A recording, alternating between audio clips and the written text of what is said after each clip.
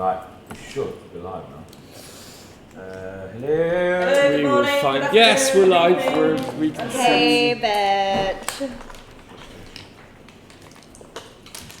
Right, come on, so let's get. Welcome to the channel. The final day. Hello. Dawn of the final day. Go. Oh, we've got a soundscape. I've got a toothy welcome crocodile attack sound set. What should I find? Toothy welcome crocodile. It says toothy welcome and then in brackets crocodile attack. It's not bad. Well, that seems Right, I need the Nile and a boat. It's going to be a giant crocodile attacking a great white shark.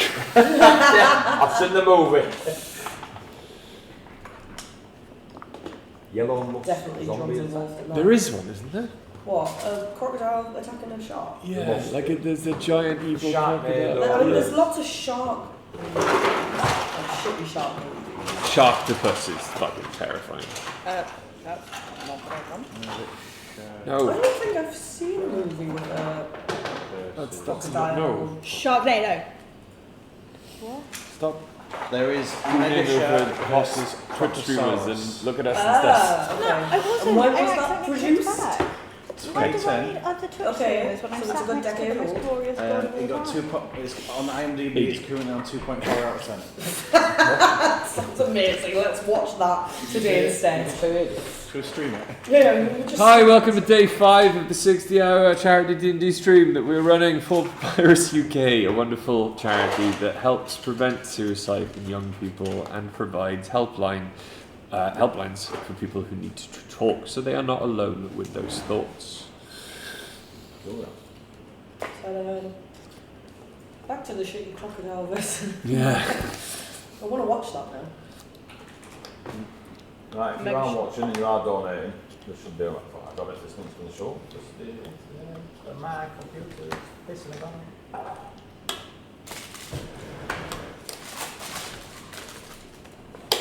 I can't. I got it. It's still sat doing nothing. Cool. It's about to appear.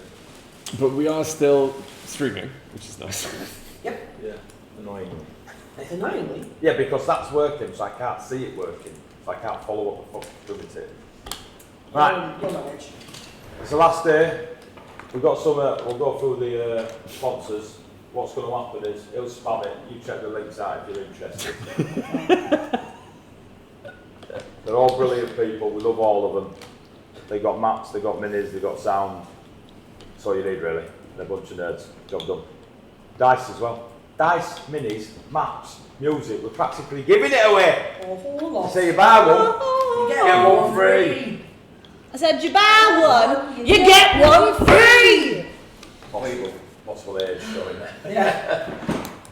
And I'm still the youngest here. Legal disclaimer: there isn't a buy one get one free offer on any of the products mentioned. Prove it. Buy it first and then argue. Right. Right, love you, bye.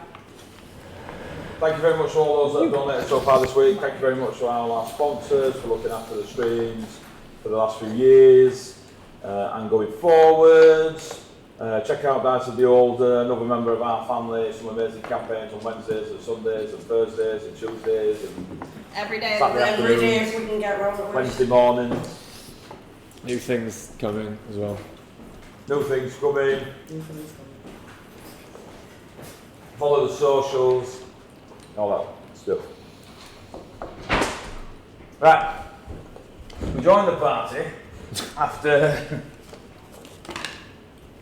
defeating the exiled Allery known as Saidi, a blood wraith.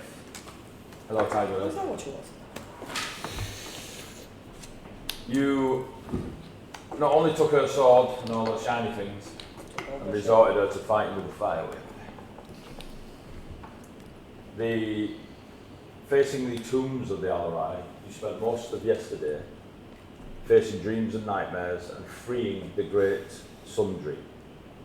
When given the option or the opportunity to to change the very cosmicness of Colossus.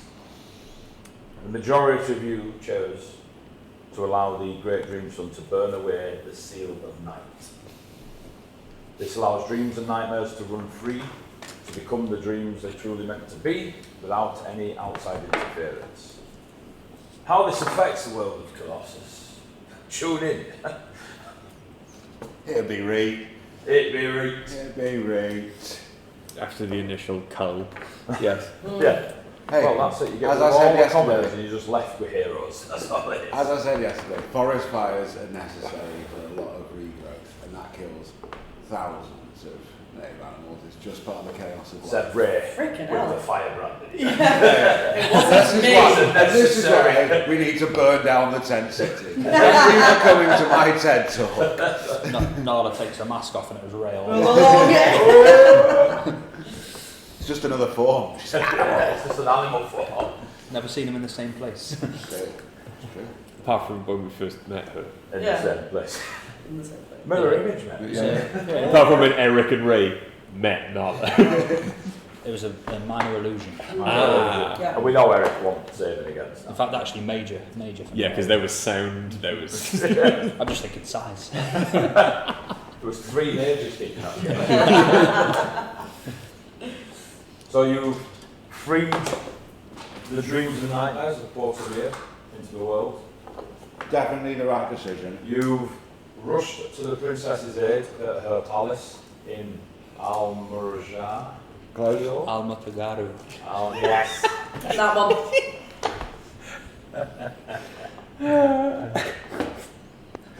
You're brilliant. Please learn the names that you made up. I'm going to put them on a soundboard for you. Press it. Alma Tagaru. Yes, Eddie's voice as well. So yeah, you rushed to the princess's aid, rushed into the city, rushed to the palace, flew through some guards, misted them, beat the living poop out of them, rushed into the courtroom and fought Saidi and the crocodile. Who fucked off? Etienne fell, again, Again. tried not to be resurrected, but was. Again. I didn't try anything. Rich tried not to be resurrected. Etienne was begging for his soul. Etienne has returned. The party are whole, with all their wonderful wiles collected.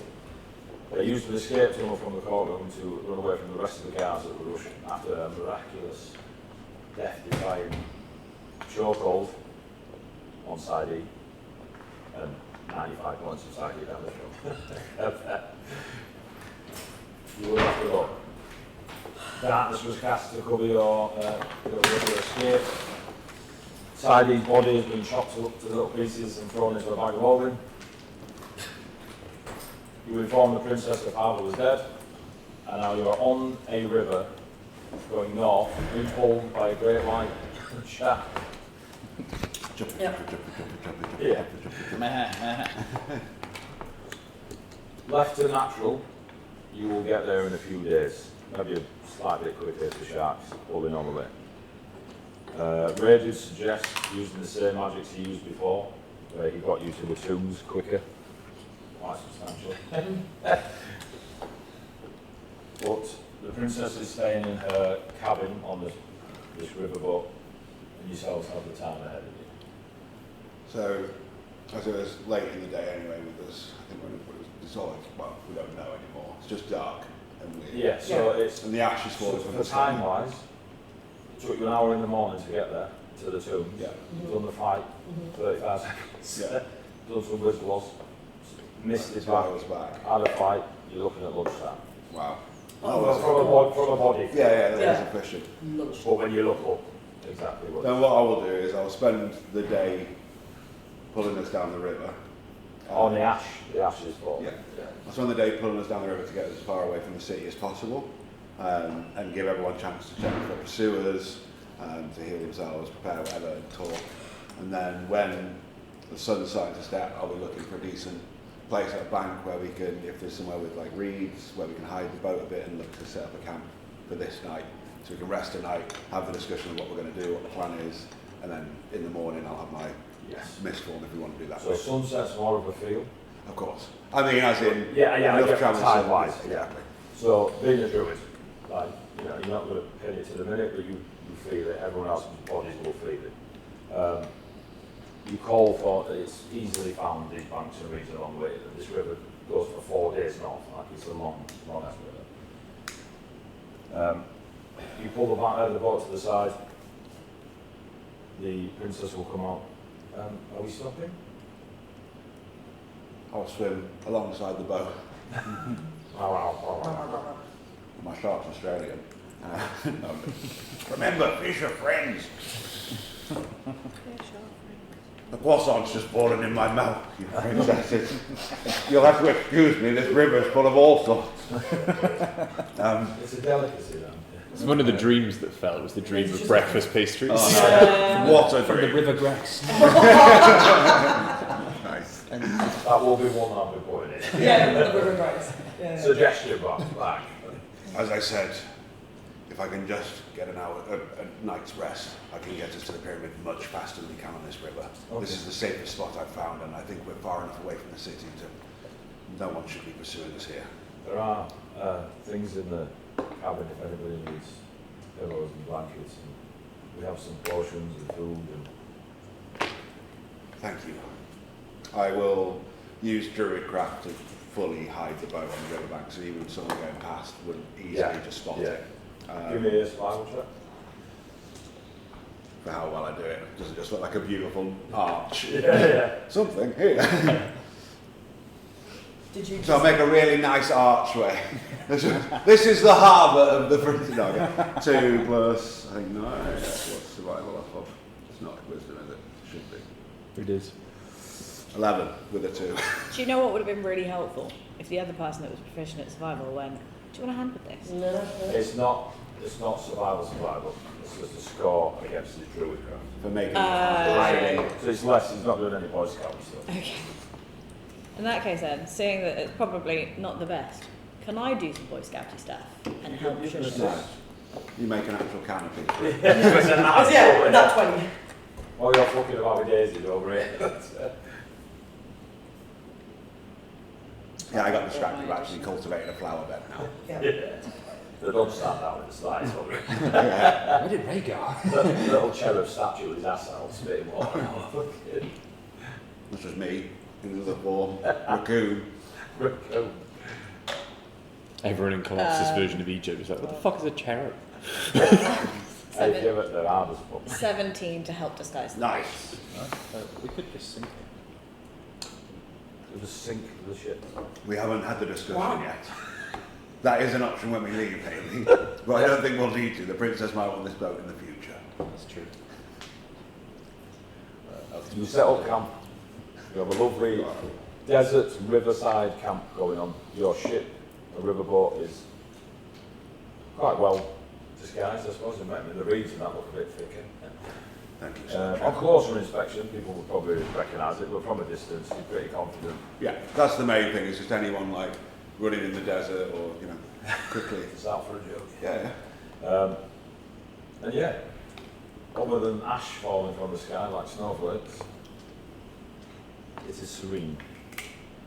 Does the princess join us around the campfire? Or is she She staying? requested that you leave her a little bit away so she can sleep in the cabin. Cool. And then it's us. She's got some shit going on. It just does around our campfire though in terms of Yeah, we can talk yeah, in openly. terms of it, yeah. So obviously Redblade stays with the princess. Yeah. That's what I thought you were going to say. Obviously, Redblade stays with you. Like, right. No, Let me show you my flower bed. knowing that she's gone off to sleep, I would go back over to Redblade because I'm assuming he stood outside. He's behind you. Yeah. I gave you the stone, but I have something else. And I'll pull the pillow out of the bag and hold it. This is That a pillar has had more use than any magical item you if the princess wants to sleep on this, it will make sure she has a restful night full of good dreams. You'll take the pillow. You just have to say, game's different than when I was a youth. Because This isn't a +1 dagger. oh, come on. I'm telling again, drunk. and then I'll return to the. He goes into the camp, returns without the book. It's safe. That was our best time. I can't believe you gave that away. I'll give it back in the morning. By the way, that wasn't thermal. That wasn't a gift.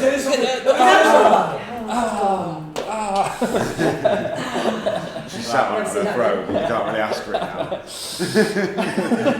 That's our favourite pillow. She will exchange one of her pillows. Why is it not working?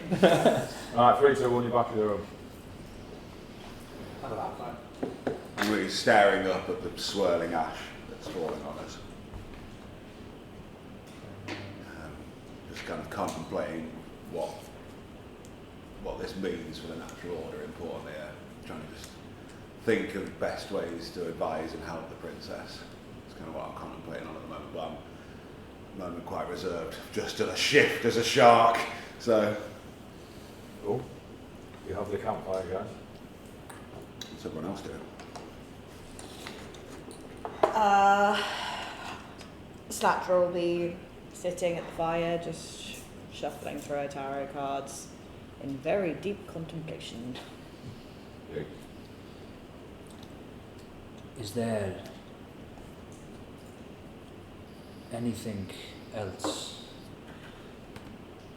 that you, while we have this opportunity, would like to do or say, or we have been through a lot these last few days?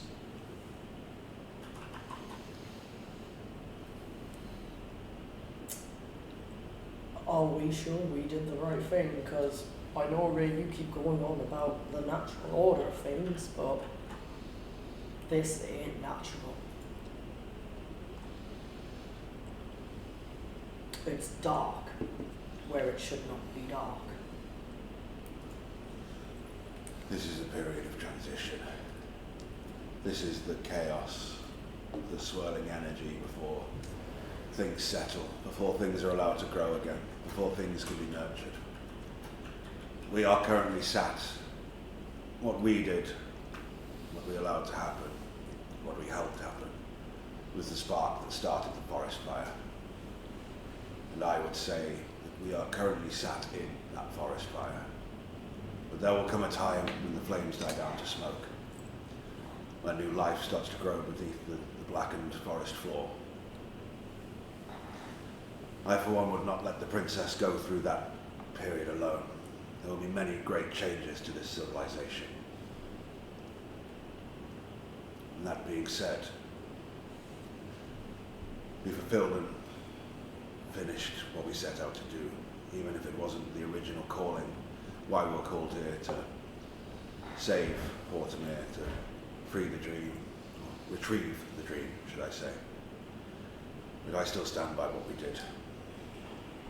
Civilizations and empires fall, and this was simply the sunset for the Alarai and their control over Dream and Nightmare.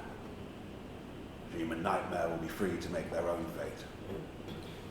And there have been few people throughout this journey who have told us that, oh, but the nightmares will get powerful and will become monsters. But is this not a world of monsters?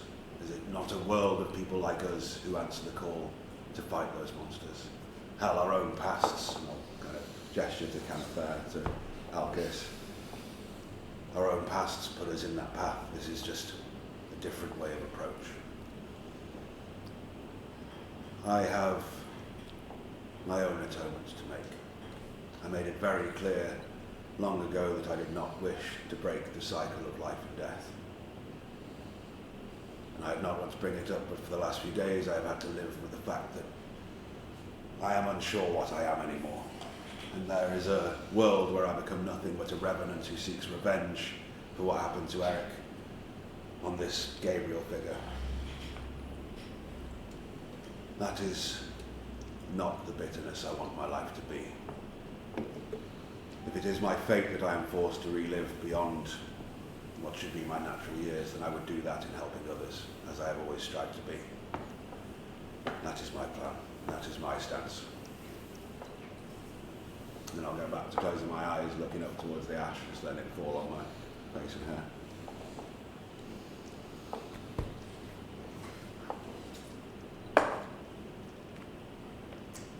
I certainly hope you are right about this being a transition period. Because if this is like how it's going to be for the rest of the time, boy, that is a fuck up. If that is how you feel, there were ones who sealed the night away before. Is it not just another legendary adventure? Kind of things. And then I'll drop the microphone I was holding and walk into the river. Forget to buy a shake. 27 In life, there is always light and dark. The Seelie and the Unseelie. Okay? There's always going to be balance.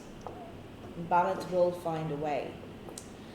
It just needs to figure out what weight each holds.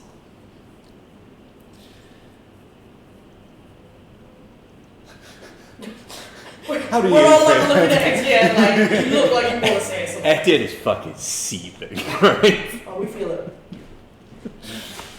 And he just kind of like sits forward and he's just tossing cards between his fingers.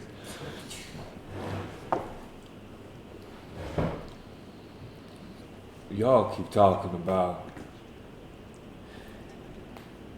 the natural order of things, and there always been light and dark, and things need to be free, and civilizations rising and falling. Before the seal of night, dreams and nightmares ran rampant. There were monsters, there was death. When the seal went up, that was progress. That was the natural order of heroes putting their stamp on things. Now, you reverse all that progress. If civilizations rise and fall, if this one falls, that ain't on nature. That's on you. While this fire burns, I ain't done talking. While this fire burns, this forest fire that you all started, there's going to be countless death. And Ray said, Portamere is going to see some change. It is a grand idiocy to not even realize what you've done to the rest of the world. This ain't just here. Everyone across Colossus dreams. Everyone across Colossus has nightmares. Y'all think this is just here? You have slaughtered thousands. You say you a lot, Etienne. What exactly did you do to stop us? Or did you just encourage us the entire way and work alongside us? Not once did you stand up and make a stand for this and make your feelings known. You don't pin this on us when you're feeling cowardly. When I was asked to choose a side, I did. I chose An easy and, the other side. an easy and convenient excuse for you. I was talking to the avatar of nightmares. I made my choice fully expecting him to kill me where I stood. That would have been my sacrifice, but now my sacrifice is spending the rest of my time helping the princess and the people of Portamere. You want to stick around and help out? Do so. Your mind is very set on what has been done, but you do not talk much of the progress going forward. Is there anything that you would suggest would be something that could progress in a good way? What would you achieve rather than just look at this as a backward step? Is there anything that you would say is a forward step from this point onwards?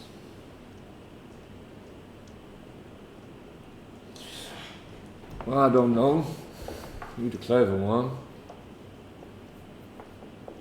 Now that Sadi gone, what's Masak's plan? I believe Masak simply intends to fade away into the desert. Or so Masak ain't gonna kill all the other Ari. That was never his desire. That was only Sadi. Indeed.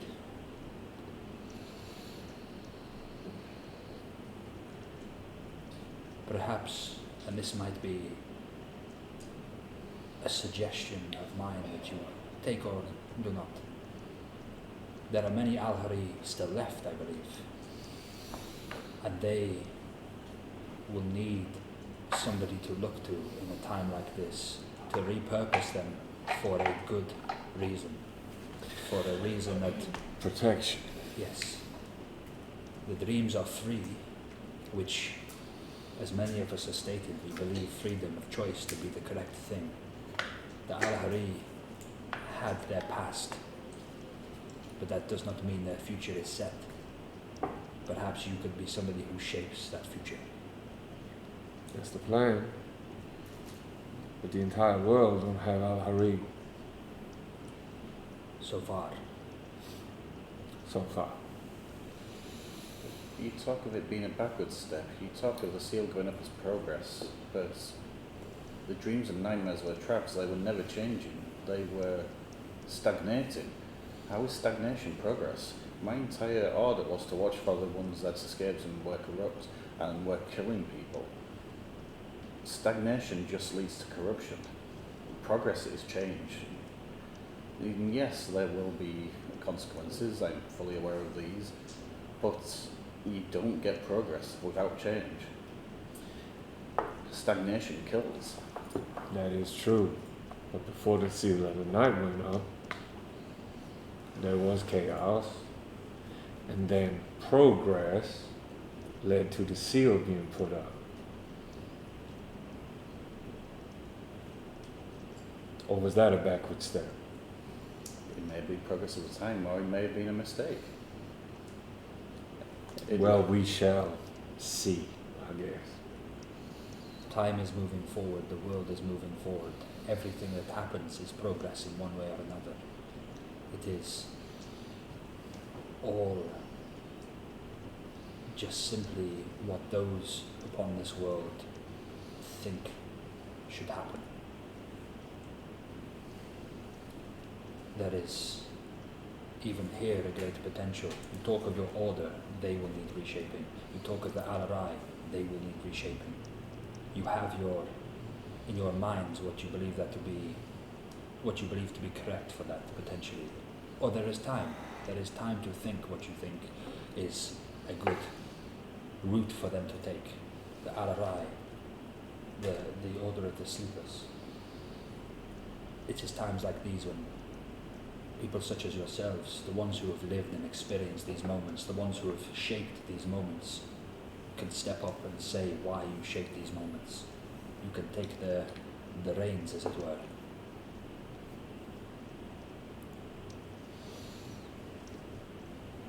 First things first, though, we need to put the princess on her throne.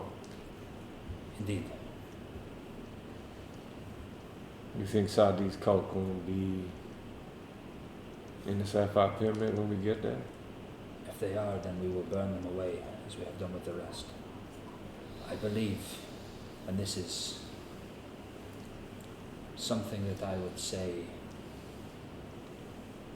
we would all need to be vigilant of, or all need to understand going forward. I do not believe, when you say Sadi's cult, I do not believe it to be Sadi's cult. We know of other individuals entwined in this sanguine martyr, or whatever they call themselves. We know of the two that we saw briefly. We know of Gabriel, we know of,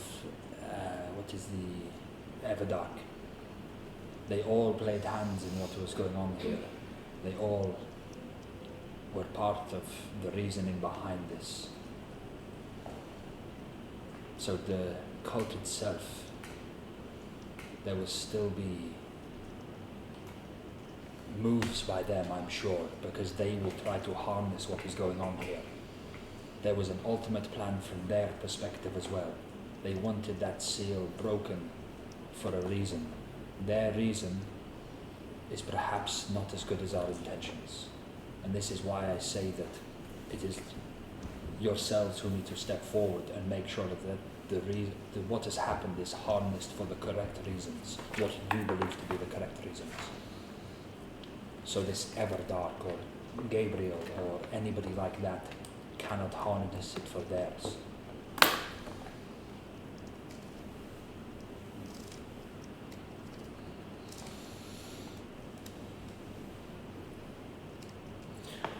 I'll go with what the princess wants, but if she decides she wants the seal to go back up and we work to do that, you all gonna come back and break it again? I have very little interest in being here. This place holds very few good memories for me. The rest of the world gonna need your help too. My intention is to go out into the world and see the effects of this and to hunt corruption out there, to see if the sanguine are out there. That is my intention going forwards. My order may not agree, but I believe it is right for me. What are the tenets of your order? The oath I took was to be ever alert for the corruption that are the nightmares and the dreams. And that corruption was the ones who escaped through the seal and got too big, evil, wrong.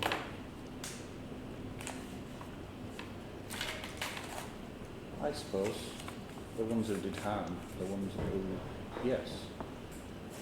Whether they were dreams and nightmares can be twisted themselves. One person's dream can be just as dangerous as another's nightmare, and one nightmare can be cathartic, it can help.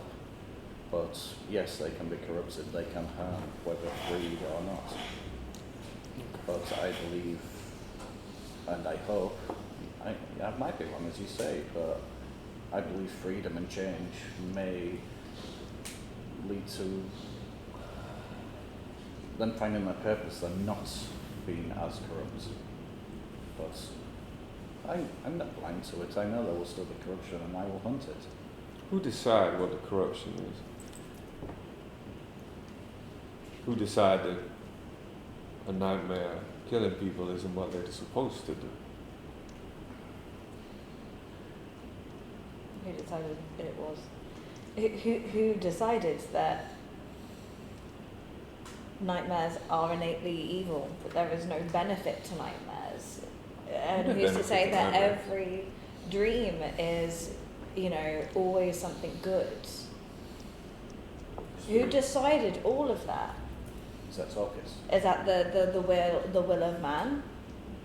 Okay, just for the order's idea of corruption is if they won't stay in the slumbering realm. Like If they want to. refuse to, they can be as evil, crazy, psychotic, violent, beautiful, hopeful as they want if they remain in the slumbering realm. If they are wanting to run amok amongst mortals, that's where your order would deem corruption is there. Etienne, you Regardless were... of their, regardless of their persona of dream or nightmare, that's the key bit of information that your order would look at. Could Elkis have taken a slightly different spin on that? Yeah, 100%, 100%. Yeah. Etienne, you were the first person to say, let's torture this person for what we want. How is that not corruption? To torture someone for your own gain, how does that make you a hero? Because to never s- them, it I- makes them a villain. I never said I was one. So who are you to question what corruption is and what corruption isn't? True. And she returns just to flicking through the towers and doing multiple spreads. Also giggling. I didn't hear you. I said also giggling. I'm here for you. Just let me know when you're... No, I love this. Yeah. When we're doing initiatives, yeah. Dragons Fall. You've got 30 to 25. You said there was no fight, we're making one! Any campfire fight. I was literally. You need a river and a boat. No, covered I'll in put the flowers. river. I absolutely have a desert river map. You have a boat? Um, You have a ship? yeah. I've got a 4-story Yeah, tavern. but is it a 3-galleon It's, a, little river boat? Oh, fucking hell. Rolling a ship. it's about 5 squares across. And long. Oh, that's fucking bad. Why didn't you tell me that this morning? Got a fucking fireball you. It's like we've got 11 hours. Us breaking the seal, Yeah. will the dreams and nightmares, for the most part, still reside within the slumbering realm, or is that where they put them because of the seal? That is the option that is now being given to them. Yeah. That's the freedom. They can go where they want. Well, it's like anything, Sick. right? If they Your decide orders- to come to your the orders round, kinda useless, they can get battered. Yeah. Right? Like they can decide to come to the round, but also means they can get battered because well, they're in the Sunday round, they're safe, So right? it's the choice. If they risk going, if they, dreams risk running around in the non-stumble world at nightmares, and the order comes through them, they go just as much as you. The way I see it from above table point of view is we've just banged another Fey realm, split onto the world. It's just like another layer. So up there. So, Like a cake. so, Like a cake and sausage rolls. Nice. That's pretty cool. Look at Battlemats, everyone. LuckyBattlemats.com. We're sponsored, we're on a link. to me and to Elkis, the Order will have even more purpose now because they have the freedom to make that choice to enter the world. Oh, you'll be busy. And that's on them. Yeah, you'll be really busy. It's not now. Also a couple of goals. yeah. It's not now hunting people that have escaped from prison. It's escaping people that have made the people. Yeah. Nightmares. You just turned They the made order the and choice.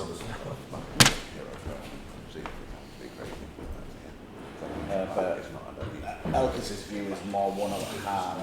Yeah. Because they've had a bit of a shock, haven't they? Or have they? Yeah, that's Elkis's view. Okay.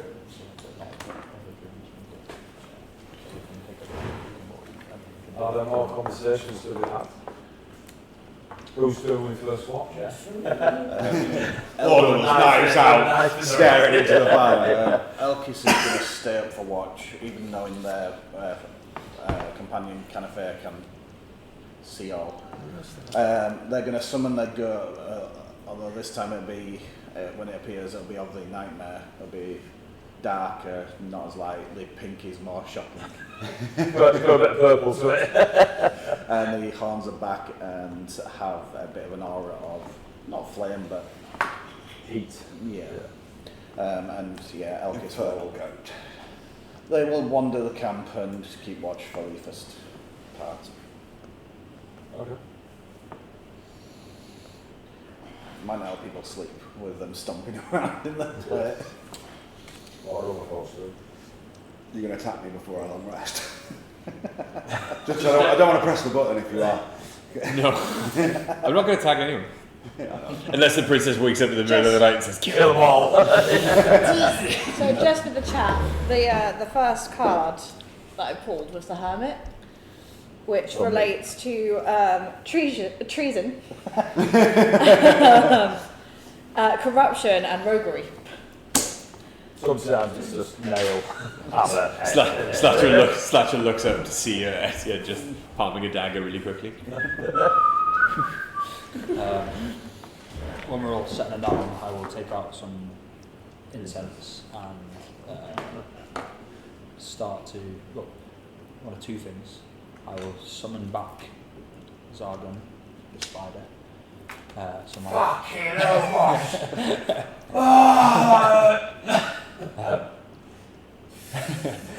You've been through a lot. I've only got 2 pipes.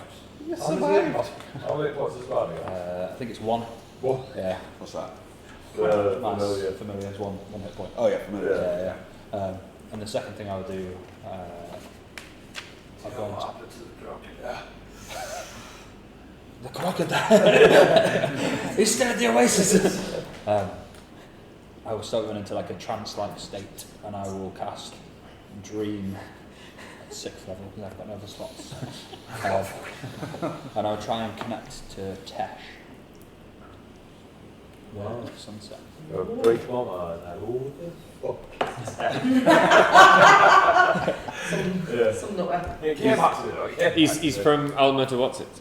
Yeah, exactly. That's the twin city in Yeah. The twin city of. Alawasi, Quayle.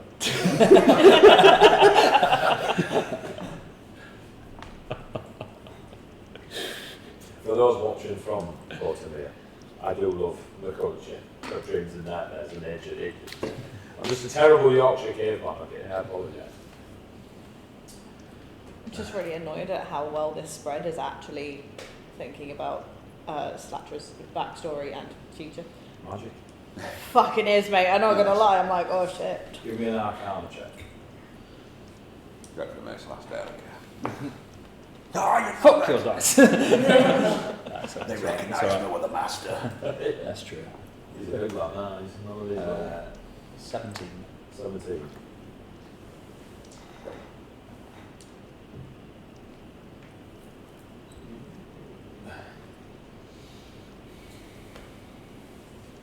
Whilst you are in this dream, you are blinded.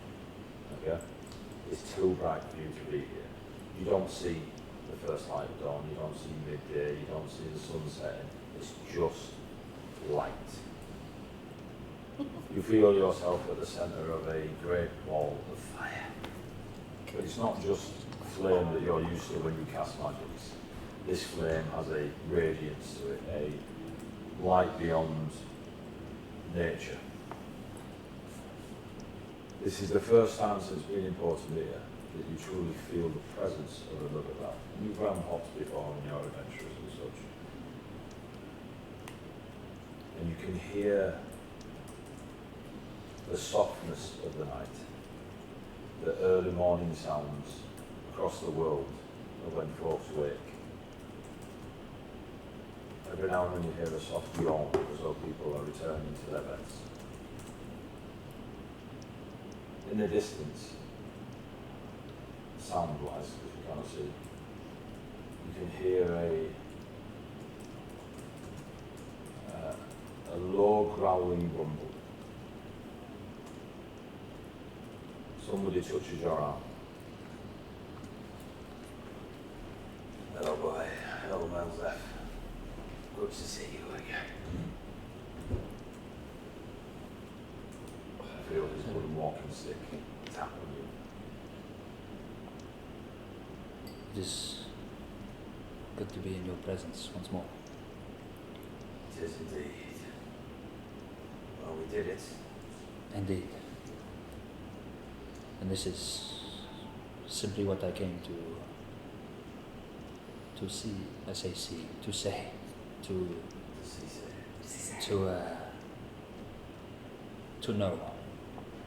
know that you are,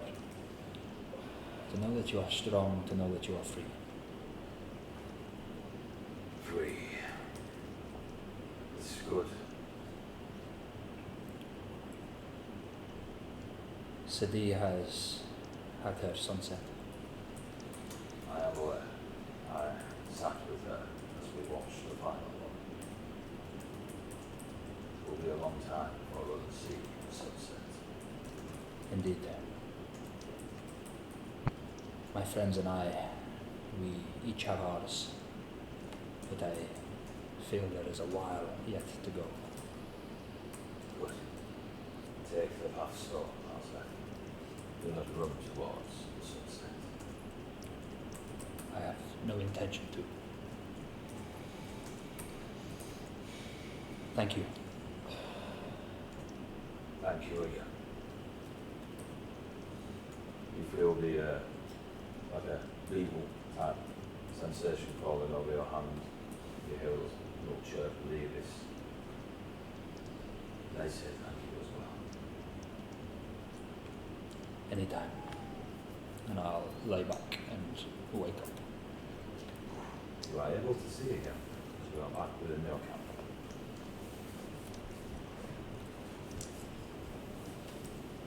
Osiris I'm just throwing out there some small tension around the campfire. No. At this moment, I'm reliant on yourselves to tell me the next step. I go to sleep. So you do sleep, yeah? Mm-hmm. Rock and nature, my God. I would like to pull a blindfold over my eyes. You would like to Pull a pull a blindfold over your my eyes? eyes. Okay, give me a next check. I'm joking, You tie the blindfold. Is it our blindfold or one you can see? Our blindfold. Our blindfold. Okay. And I lie with my sword on my chest and call to my patrons. Give me an arcana check. Tee-hee. Dirty 20. Okay. So it's only in these moments that you feel a change. You've not had to reach out to your patron in the last few hours as you've travelled up the river.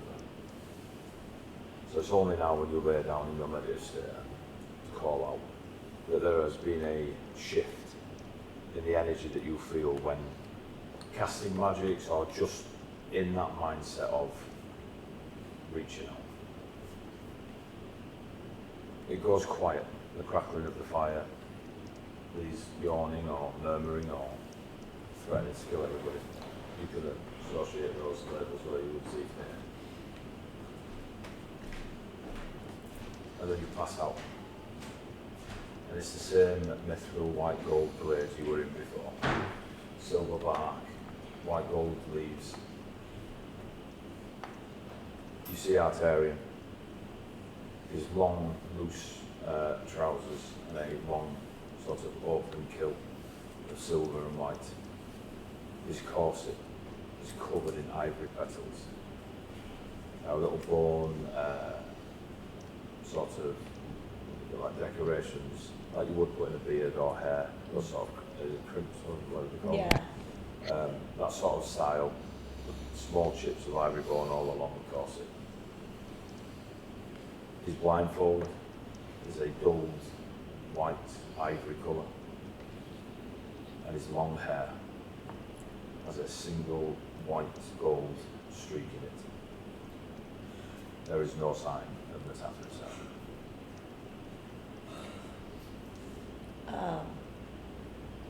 I go to Artarian and I kneel. There is no need for that. Rise. She stays there. I will not continue to speak with someone on their knees before.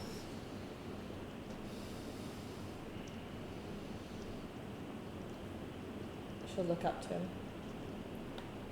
Say,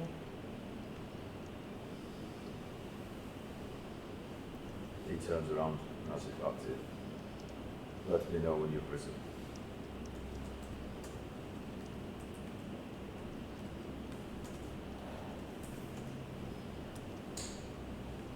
her eyes start to fill with tears.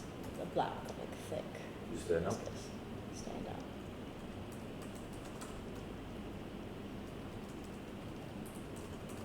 And I have to come to terms with the fact that you won't be there for me anymore. Because you deserve your freedom.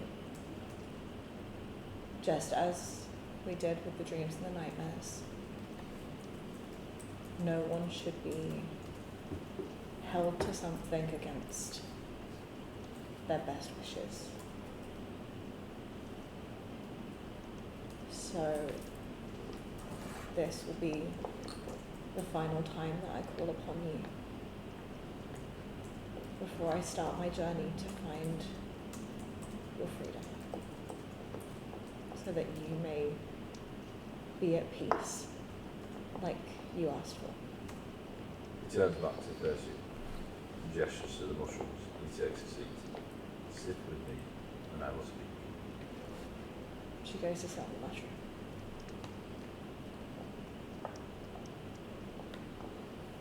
The Tatharin is already free.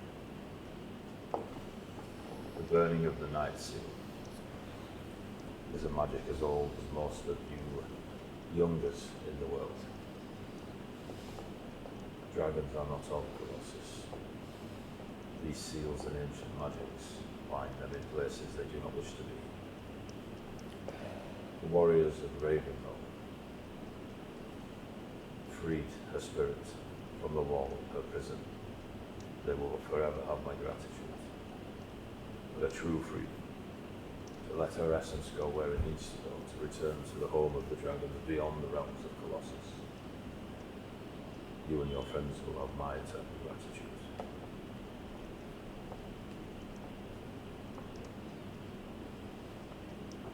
My freedom is given, and I have remained to stay to have this conversation.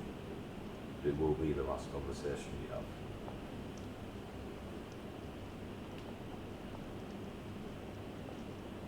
There was hope once upon a time, when I would be eternal and forever. That is too long for any being. I was one of the first, and consider myself lucky enough to have the grass of Colossus between my toes, and the sand of Portamere, the forests of Toa, even the darkness of Tengavala I have witnessed, and it makes me smile. You have freed me, Slasher. The seal has allowed me to walk away as I see fit. You will no longer be able to call upon the powers you normally have. You will need to find a new path. The world will be different now. The seal of night gone does not mean it will be forever dark. I will leave you a gift. It will not hold the potency that it once did, as myself and the Catherine will be no more. But I will leave you the twin soul sword. Not the symbolic one you hold at your hip. It will be my blade. Use it. Go forth. Find your new story. Free others where you can. Do not let the darkness of your past follow you. There are those that can show you light. Now, all you have to do is walk through that archway, and there's a wreath, like a twisted branch, silver branch archway. It will return you to the camp. It will be the last time you see or hear from me. And without even knowing it, on his lap, there is a beautiful mithril blade. The hilt is all draconic in design. The blade itself has engravings of the CharityWeekLong. It is pretty, but it will help. A gift. You just hold it to me. On two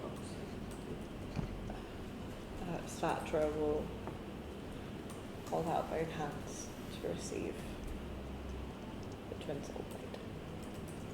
You will stand. She holds it to her chest, bows, and walks through, and doesn't look back.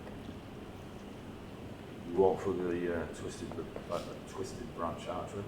Yeah. You wake. As it stands right now, you are classless. That's rude. What did you do? Now roll initiative. So I'm nothing. You're essentially a level 12 commoner. You're Right. rogue? Oh, you're rogue, sorry. Okay. Sorry. I forgot you were rogue. You're now just a rogue. So you are, what, you're level 5 rogue? So you're level 5 rogue, level 6 commoner. Which, in fairness, is still a lot better than a level 1 commoner. you Well, no, I was a level like 11 commoner. Thank you very you much. could last a round in a fight. Yeah, you could run a small municipality. Yeah. In fact, find the right town, you can be a crime boss. So Hey, all farmers become heroes. Like I've seen the books. So when you wake, she's not gonna remove her blindfold. okay, you have a mithril streak through your hair. She won't remove her blindfold, and some of you at camp might see that the like almost ethereal glow of this sword has just stopped. It's still as it looks, but that slight etherealness has just been snuffed out. And you see that on this blindfold, the sides are becoming like inky black wet as she just lays there and doesn't move. Anybody else wish to do anything before? Yeah. I'm gonna, seeing as we've travelled together for many years, and it's quite obvious that this isn't normal with Slapper. I'm not gonna approach her, like, she's clearly good, but I'm just gonna use whatever I can druidcraft-wise for now to just make the area around her while she's still like lying down, just as peaceful as possible. Just like the gentlest breeze, like just the sounds just kind of fade away to just calming out. Any bloom you make is mithril and white gold in colour. Regardless of what you try, you realise there's other. And I'm just going to keep an eye on her. Just going to keep an eye on her. Yeah. While everyone else is sorting out camp, I'm just going to make sure that she's, if she needs, I'm not going to jump in, but if she needs. Give me I want a druid check, right? So, give I do me. a survival's fine. That's all. Like, Okay, so or Arcana, but give me an Arcana check. Are you proficient in Arcana? yeah. Yeah. Oh my god. 22. Okay. We did say some of us would cry at the start, so. Oh, it was going to be Hannah. Oh yeah. Oh, absolutely. Oh mate, if he'd bowed down to some hobbits and said you bow to me. Oh man, I'm gonna say it myself. Dawn on the fourth day, looking up the hill, he's fucking here. Yeah, sorry. So 22. 22, brilliant. The sword on her chest. Now you all know, like she refers to her sword as a twin sword all the time. Yeah. But you've all also known it's never been. It's got a great name, but it's not ever really been more than a sword that she wields in battle. Like a holy symbol or anything that you see religious folk use, or you might carry something that reminds you of your druidism. Yeah. Seeing the blade on her chest, you notice that from a druidic perspective, the Arcana roll is obviously just to give you something. Yeah. From a druidic perspective, the nature of the blade has changed. The decoration. So as much as Slapshire says, it kind of looks the same, but you notice the there's a word for it, like the You got this. Hilt, basket. no. blade. There's a word to notice the tiny differences. I cannot remember what it is. But Continuity. no, you notice the tiny differences. Yeah.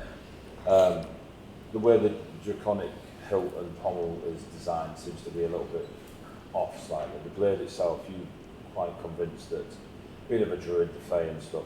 Personal opinion on Ray, but the Fae are in it part of the I love backdrop. Ray loves Faye. Ray loves Fae. He's always got an angry face when he talks to them. But you notice the designs of kind of spread almost like lines going up the blade. To Ray, this is a wondrous item. Like you see it, and you can see, feel it as you're doing your druidcraft around it. Then yeah, I'll be like sat cross-legged, probably 5-10 foot back from Slash, and I'll just watch over it. And like I said, I'll just use druidcraft to make sure that everything around her is as peaceful as possible. For how long? Like, what's the plan? Are you then just going to Oh. go to sleep, Slapshire, and Ray will see that? And If she goes to sleep, again, knowing that we've been close for Yeah. years, I will, as peacefully as I can, like pick her up with like a bed of reeds and what they've Yeah. made, and then I'll carry her to wherever we're deciding what we're doing next. so, yeah, okay. But for now, while people like, even if that's Yeah. an hour from now, Yeah. just Yeah. As the flavour, that's That's what your I'm actions for the I'm facility. going As long as to you're disappear for a minute. as long as you're cool with that, like, Elkis, you sleep. You just got to sleep. I just need to know what, like, the sleep part. Are we sleeping if we just don't want to do stuff? Yeah, if Elkis would still be wandering the camp until they get tired. Standard. If they saw any of this, they would be keeping their distance and just respectfully giving space. Well, everyone saw it, but it was Yeah. obviously very subtle. Yeah. Slap just laid down, woke up crying, and gone back to sleep. Yeah, they'd be staying quiet and keeping a respectful distance. Yeah. But they would eventually bed down. Okay. Califair, you doing anything? Just staring at it. Sorry, is this happened the night before? Has it? Sorry, 'cause This is the night, like, I was in the bathroom. yeah, I didn't know. sorry, yeah, we Yeah. haven't rested yet. Cool. We're just trying to get to that. Yeah, great. Yeah. I said you all were going to sleep, and then I was all Sweet. mouth like an idiot. I was like, does anyone want to do it? So I thought this was in the morning, and she Oh just no, come out sorry, asleep. no, this is into the first This night. is going yeah. to sleep. Then yeah, I'll watch over it till I can tell she's very much asleep. Do first watch, and then I'll Yeah, bed that's down. cool. Miles lifted his dream. Cool. That's just done that. You've done that. Califair. If you want to do it, you just go into super mode. Doing yeah. Come, Etienne, is there anything you want to do? Knife against Yeah. throat? How are you doing? How are you doing the poison, Etienne? Just walks around, stab. Hang on. Takes out that vial of blood that Malzeth gave. Double kill the king.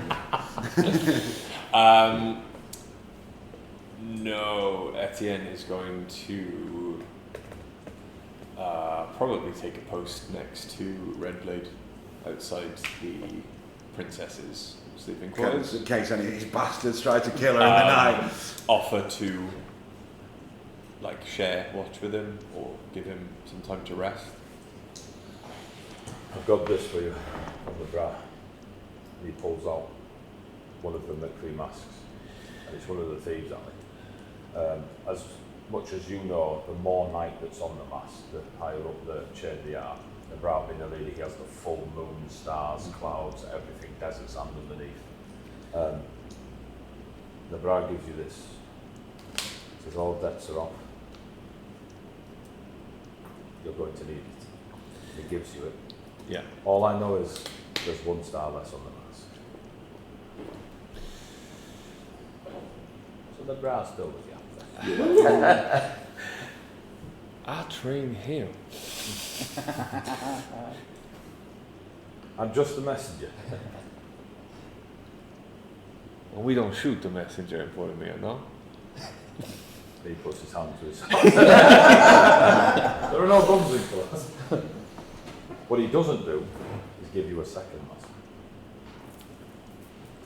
It's just the one mask that you know they normally put first. Where's the other one? The bra says we won't be needing it. Oh. So this is the face we show in the world for the time being. Whatever's coming is between you and the bra. I'm just not a messenger. You imagine he's smiling under his mask. Fine. I'm gonna get some rest. You to wake me when the princess wakes. Will I be safe sleeping with them? You just see in the distance from Califair just. I'll sleep by the river. One of them not gonna sleep. I don't think anyone's safe sleeping with Slapjaw, but yeah, Are you good to take over now? yeah. You see Etienne swap with Redblade. Redblade makes his way over to your camp. Just kind of looks where Etienne was before and takes up his spot, laying on his blanket. You don't mind if I... No? Just gets his head down. He doesn't take his mask.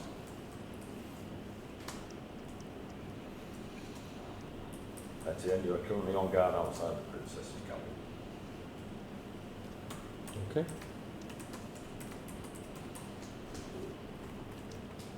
There's a knock on the door and she opens the door. Oh, I thought you were... Are you okay, Etienne? And he just kind of looks at her, like, baffled. Yeah, princess, I'm fine. I'm not the one that need to be worrying about being okay or not. Well, I feel I'm going to be asking lots of people out, so I thought I'd get some practice. Yeah, but right now, the one I'm worrying about is you. Well, as one of my royal court said earlier to me, I've got things to do, so I've been thinking most of the day, running away from your home and scared on a riverboat kind of gives you some perspective. May I sit? Of course. Brings out a little stool from the cabinet, sits next to you. It's your kingdom. Yeah, I'm still wrapping my head around that. I don't know what to do when we get to the pyramids.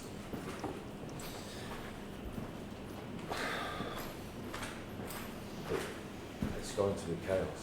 There's going to be violence in the streets. People want answers that I don't know.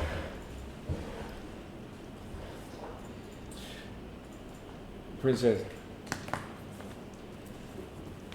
when we was kids, your father found me on the streets of Portomia, saw something in me that no one else had, and now I work for the Queen. Yes, Queen.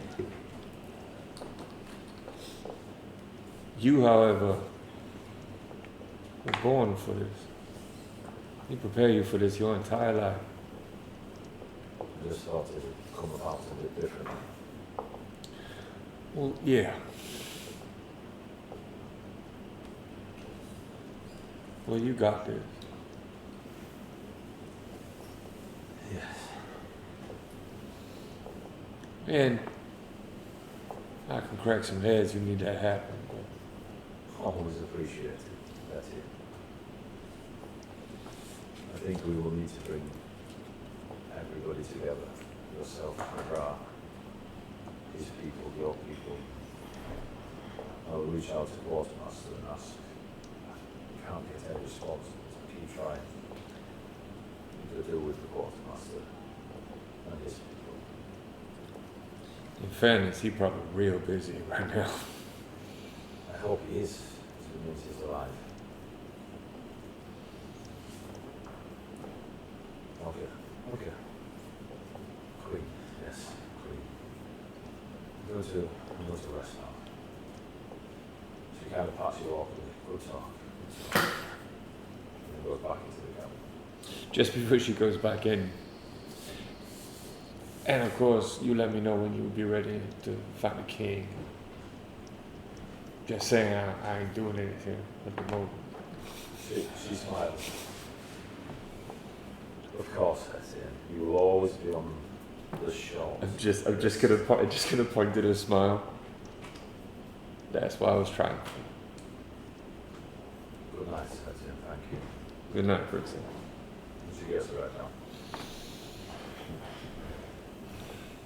All good? Yeah. You all sleep as best you can without the paranoia kicking in. It feels like morning. Who knows? You wake up at a time that feels right. Some of you are a little bit groggier than usual, maybe you missed it by half hour. But you are all awake of what you believe to be the next day. And the best thing that tells you it's the next day is all your magic comes rushing back to you. What magic? Yay! I am Arcane Trickster Rogue, so I got something. So you are long rested for whatever. In 20 minutes, I teach you how to be a druid. It's easier. Brilliant. So you're a level 1 druid. No, all levels. Oh, you have 19 long rests until. As soon as you get Druidcraft down, it's basically an extension of that. Yeah. Just bigger. Just keep growing. Just keep growing flowers. See this flower, you change it, and then, like, click your fingers, you're a bear.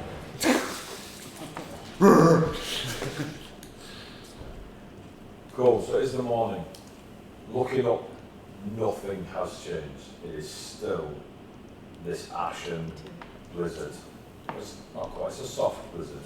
There is a lot of ash falling. Every time it touches one of you, it can instantly fades as if too hot or cold for the ash. Oh, so we're not like Cody and Ash. No, it touches you, goes, you, every now and then, similar when it hits the sand, it just instantly evaporates. Okay. However, every now and then, it'll stay for a second or two longer before for yourself, Ray, just natural druidism. Where the ash remains longer, you'd imagine if you were to feel like a forest, is probably the best place to put a seed. It's a bit more, fertile's the wrong word, but it's got a bit more, a bit more life to it. Yeah. Don't suppose the princess has a crystal ball, a mirror, or a water-filled font that's worth at least 1,000 gold inside her cabinet. Is this for the Scribe. scribe? Yeah. She has a mirror. Is it a particularly fancy mirror? Kind of She's thing? a princess. Amazing, great. Let's roll. No, let's roll. Actual 20. She has a mirror. Amazing. That's it. Nothing else. If the princess comes out of the cabin, or I'll take it to Redguard if she's staying inside, or Etienne if he's at the door. Which one? It's up to you. Okay, if the princess comes out in the morning, She comes out to Great. eat breakfast with you all and stuff like I'll bow. Princess. that. Please call me Mariset. Mariset. Mariset. Mariset. Of course, Lady Mariset. There is, before we travel quickly to the pyramid, I have the ability to see or hear through someone else's eyes.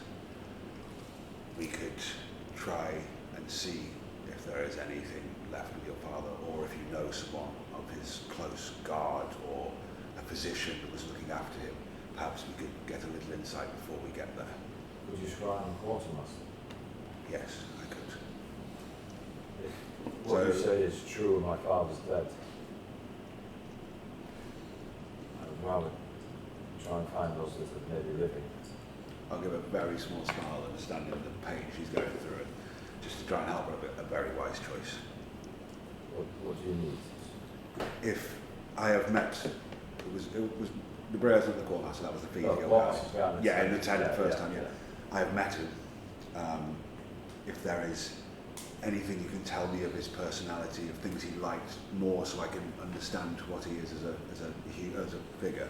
And then if you have anything that were his possessions, a garment, something he's given to you, ideally, I would not expect you so, but If a you lock of share hair. any of his harmony with you, When I'm hearing this, I will step forward and I will present the staff. This is his staff. That would count as a garment or a Oh, possession. yeah, yeah. Great. Thank you, Malza. any item he's given you would count, but as he told Malza, it's his healing stuff. Great. So right now, I'm at first hand, because I've met them, and a garment or other possession. It's up to you if you'll allow it for her to tell me stuff about him to make it extensive, like I know the target well. She will tell you all about Great. him looking after her as a child. Amazing. Are you teaching happy her with how that to getting craft to things. extensive? Yeah. Great. So, One thing she does share with you, she's only ever called him quartermaster. I will step inside with her permission, the cabin with a mirror, or have a guy bring it out. I want to do It's it. very expensive. I hope it's as potent as you need. It's a marvel. Covered. Yeah. Despite my appearance, I will not drop it. No, I'll turn into a bull and just start kicking the shit out of Turn everything. into a shack. Turn into a killer whale. You've not done it today. You'll see as standing in front of the mirror, I'll dip my hands in a small bowl and then quickly just throw them up. And as the water turns to mist and vapour, it then just seems to trickle down the mirror as it shifts. And if it's successful, hopefully will then reveal what I can see in here. So, we're focusing on the Quartermaster. Your save is going to be at -9. If you, I think, If he's alive. yeah. The target makes a wisdom saving throw, which is modified by the tables below by how well you know the target and sort of physical connection. The target doesn't know what is making the save against, only that they feel uneasy. So it's DC 17 and you're at -9. Natural 20. Hang on. -9. Yeah. DC 17. Yeah, he didn't making that. Yeah, you're making it. He Oh, was because of -9. With a -9. Amazing. And then his wisdom said he ain't making that. Cool. So, as the I just think it's cool he got on that. as the mirror, the silver of the mirror just seems to melt like liquid and just runs into nothing. But revealing, it creates an invisible sensor within 10 foot of the target. I can see and hear through the sensor as if I was there. turns and moves with the target, remaining within 10 feet for the duration. If something can see the sensor, it appears as a luminous orb about the size of a fist. Yeah, that's what what do we see? What do my druid eyes see? Yeah, to everyone else, actually, probably don't really see the mirror disappear, you just see me now staring intently into a mirror that's maybe shifting slightly. You can hear as well, yeah? Yeah, Okay. and it's for up to 10 minutes. There are 3 people before them. They all wear the same night scene masks. Stop there, it's 1 second. With the princess stood there, as I'm seeing this, I'm like, there is 3 people around him.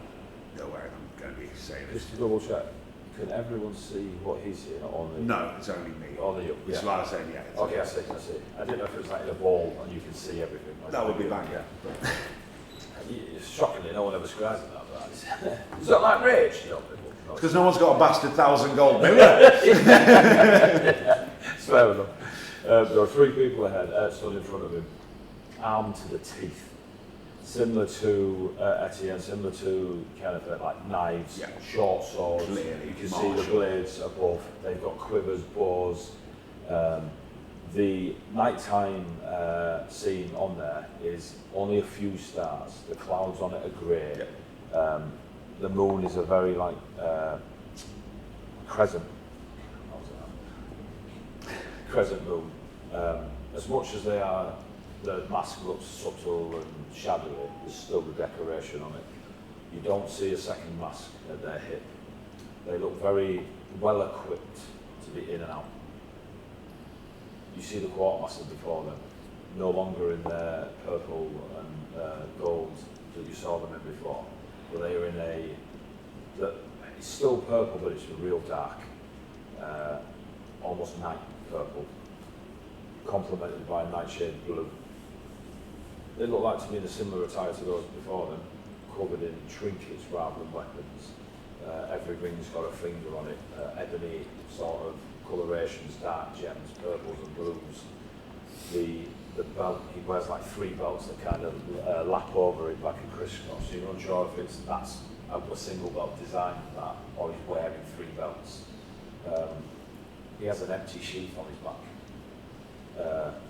But you've seen a similar design before, like as if he holds a weapon, but there's no weapon to see. His headscarf is up. His face is showing. As you just tune in, you catch him nodding to them, and all 3 of them say, "It will be done." And they turn and walk away. Do I recognise the inside of his tent? As he's turning. He's clearly in his Okay. demi-plane tent that you were all in. And he sits down and he starts to make himself a pipe. What's going through his internal, you're unsure. But he's alive and well and has just seemingly given orders He's still to commanding, he's like, Yeah. He's taking control, it's okay. I step back, almost like a flash, and there's the sound of creaking glass, just gently fades. Princess, I bring good news. The quartermaster is alive and well. He is taking command of the situation. And I'll hope that Etienne and Red Sword are close enough, and I'll turn to them. And he seems to be commanding the lower ranks of your orders, heavily armed and equipped, but they seemed eager and prepared to do whatever he asked. And I'll raise my voice louder so like Manzef and Canifer, etc. on the banks can hear me. I saw him inside his tent. We had an ability to get back there quickly, did we not? I'm not sure if that would help us here, but and then I'll bow to the princess. And this is what the Clearly, like relief. yeah. She kind of has a normal bottom that goes type thing. That's good news. Thank you. Ray, you okay with Ray? Yes. Thank you. Appreciate it. She's kind of looking at all of you. Thank you. So, Slatra's not there. where's Slatra? She is Just where off. Ray has Left left. it. Okay. I Um, was just checking out and woke up. She's just thought, oh god, because I definitely would have checked. So it's my mind. I'm still subscribing. I'll scry on her Salatra's run off. Just floating in the river. turn around. Her common stat block, she stubbed her toe, she's dead. A wild cat came into the camp. It looked at me and I went, She uncanny dog should have still died. How many hit points you got? 20. 28. Have you done the thing on D&D? I've taken off all of my warlock. Yeah. What can we roll for? Well, that's the first time I've ever been part of a game and seen like got the warlock who's actually below their patron. It's pretty cool. It's cool. I don't know. Yeah, it was a great run. I killed my hero. So, She deserves it. Yeah, teleporting back to the tent. We had. yes. Yes. The staff can take whoever's tuners at the minute with myself and take them to the. That was in Helmet, I believe. It depends where he has created. Because it's inside, so I know. Yeah, wherever he puts that up. Is it can you take many? Just myself. Could Nobody we? else get there? There is one. You can take yourself as well. I can take myself. You could You- both go. You could take the sending stone with you Yes. and tell us where you are, and we could use my travel to reach you within an hour or two at most, unless he has gone. I believe you have a sending stone already, correct? But He's he's not not answering. answering He's it. not I don't think he's got the other one. Basically, if we go, we have your sending store. Indeed, yes. She takes a golden ring off of it. No crazy gems on it, no nothing, just some little filigree sort of writing. Puts it in fires. It's the black speech. I will not speak it here. Yeah. She gives it to Caliphate. Give it to the quartermaster. He can use it to pull us all. Perfect. Can we go? I will take the ring off of immunity to fear and pass it to the princess. I wasn't expecting an exchange. But thank you. She puts it in her pocket. We should leave. Yep. Alright. Take the dog out. Good luck. We will see you soon. So you both activate. Yep. Spin the staff round and step through the portal that was made in that. Okay. You see Malzette spin the staff, the portal appeared before him. He steps through it, the portal closes. You see Caliphate do some wonderful knife tricks akin to the card tricks that Etienne does. And as she does, she slices the air in front of her, just steps through it, and there's a seal behind her. As you two begin, heartbeats of each other appear in the tent of the quartermaster. He is instantly blade in each hand that he pulls from essentially his sleeves of his robes. Well furnished. And he has two scimitars that are gleaming with power as you come in. Who goes there? It is Malzeth and Caliphate. And he still keeps his sword up. Where's the princess?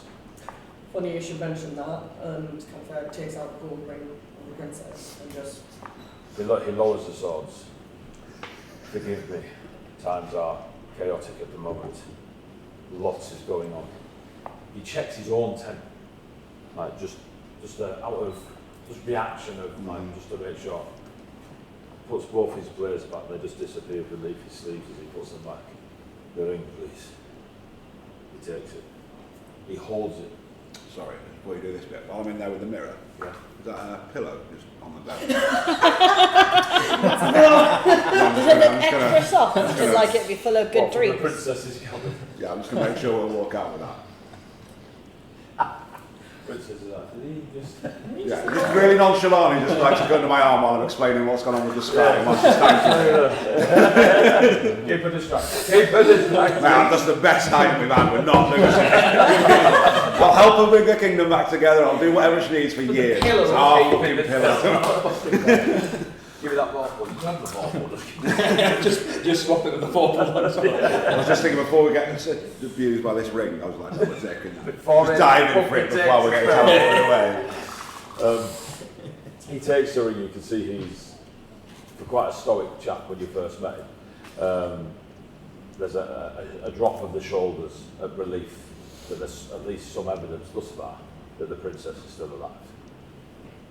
I lost Stone in the battle. I've been worried. How many are with her? Does she have guard? Are your people there? Did you lose anybody? There are 6 of them. 6. There are. Yeah, 6. Because I'm only bringing 6. I mean, it depends. If you want to bring some wildlife as well, a crocodile. We could do with a paladin of give me space. He puts the ring on the floor in front of you. He, like under his chest, like where the rope goes over his chest, he puts his hand over his chest, and where his heart would be, closes his eyes and starts to murmur. The ring starts to glow. Glyphs form, but they don't branch out further than, like, say, a 15-foot circle. Malzef, you can see that he's creating some sort of teleportation glyph, or multiple glyphs that eventually become the solid glyph. He executes it with the Portuguese words. You lot, just as you're talking and grabbing the pillow and stuff like this, it's gravy. Yeah.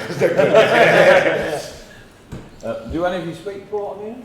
Fuckers? Yeah. Comprehend languages. Comprehend languages. Right, so good. Also, And you're not there, so good luck. also, yeah. Yeah, but you're not there. Shade too. The only one who Carry should on. have said yeah is Califair. We all know she's not talking to the NPCs. The magic collects around you all by the campfire, including you.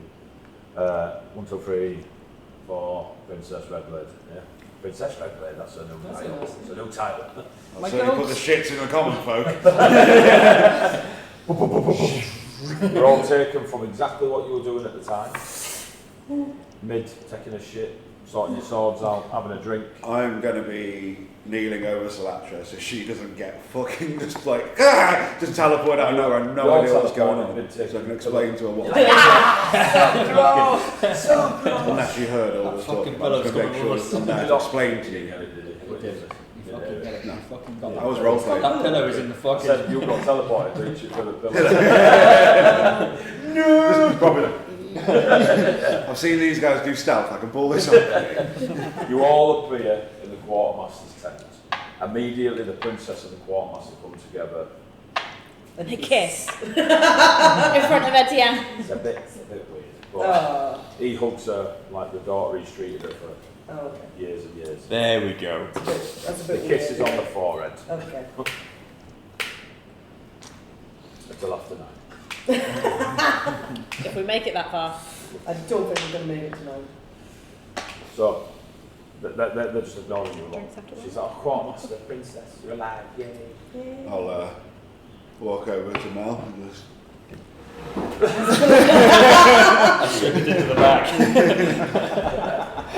Hello, restored.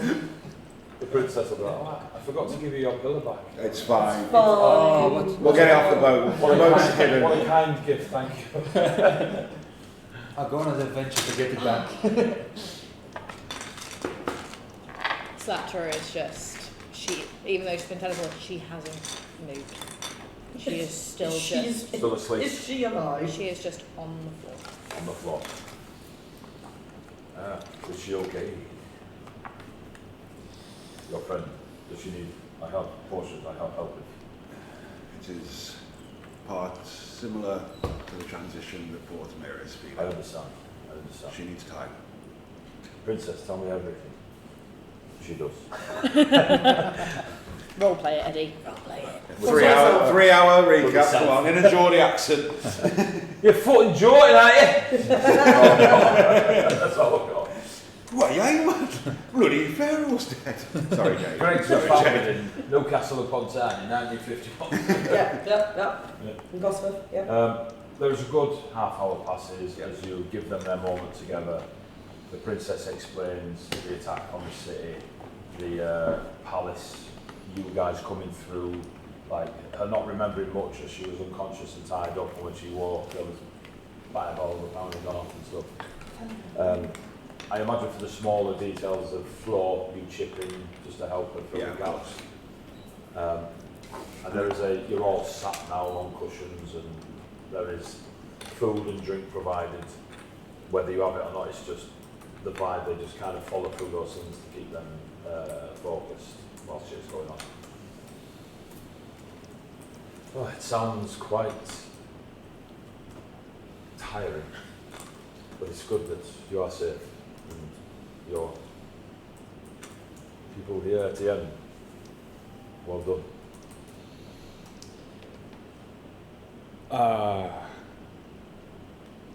Yeah, I don't feel like accepting praise right now.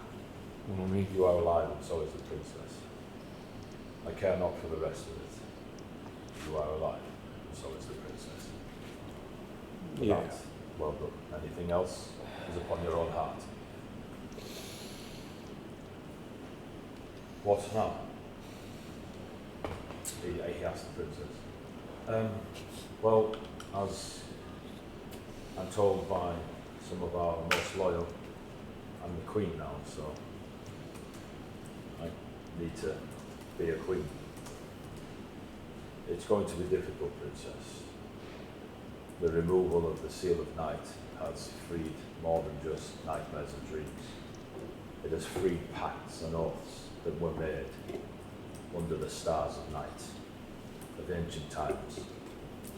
The royal bloodline, from what I can determine, is no longer the royal bloodline. To take the throne, you will need the people to give you the throne. I'm not sure this can be achieved in action overnight, or walking into the pyramid itself. There are dangers all around. I have sent folk to Jamat, the Gate of Whispers. To the east, Exalites to the west. We have people in the Dream Gardens to the northeast. I have folk going south. There are Bunny's people. Looks at you, Etienne. They are with us, and I have called in all of their oaths to you. You have those that will fight for you, princess. They will do it from the shadows. When we are ready, we will meet people of the light to stand before you when you speak at the councils, at the Dream Gardens. You must walk to Nefra, the Ascendant Fields, Aramet. He's going through all these places that her father would have walked when he took the crown. The Sapphire Pyramid itself is not locked down. The guards there will not let anyone in. None of my people, none of the royal courts. Are they still the royal guard? Or is it Sadiq? They are, apologies, you are new here. The guard of the pyramid are external to anything important here. Their entire existence from birth is, they are the cousins of the Al-Arai. They will not take order from no queen, king or other in this land. That alone will stop the queen, princess, at the moment, ascending to any chair of power. I do not know how much time you wish to spend in Portimere. There are some of you that maybe could sway in the princess's favour or against. I do not know each of your hearts. The princess is kind of standing nervously, like just nodding as he speaks. Can I step forward as he says that? Yeah. You know, your heart. You speak of what you will need. You will need warriors. You will need those of the light, the strength around you. I understand this is an almost unfathomable, difficult time for you. If even without the dream and nightmare, losing a parent is the darkest moment for many. He holds her hand. I'll get down on one knee and bend my head in front of her. And probably over the last, you've never seen me kneel before anything over the last few years. Like, you've never seen me swear oaths to anything other than protecting the natural order. So that's Eric, under the willow tree. Yeah, that's right. That was your pride. I've still got such a closer for Eric's stuff. Yeah. For my part in this, I I know you do not know me, I know I'm an outsider, but I understand the nature of change. I understand the chaotic cycle of rebirth.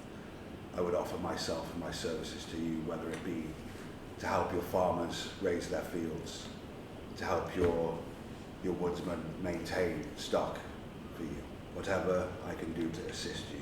You have already seen a small glimpse in the magic I can aid you with. I would offer you whatever guidance and support I can.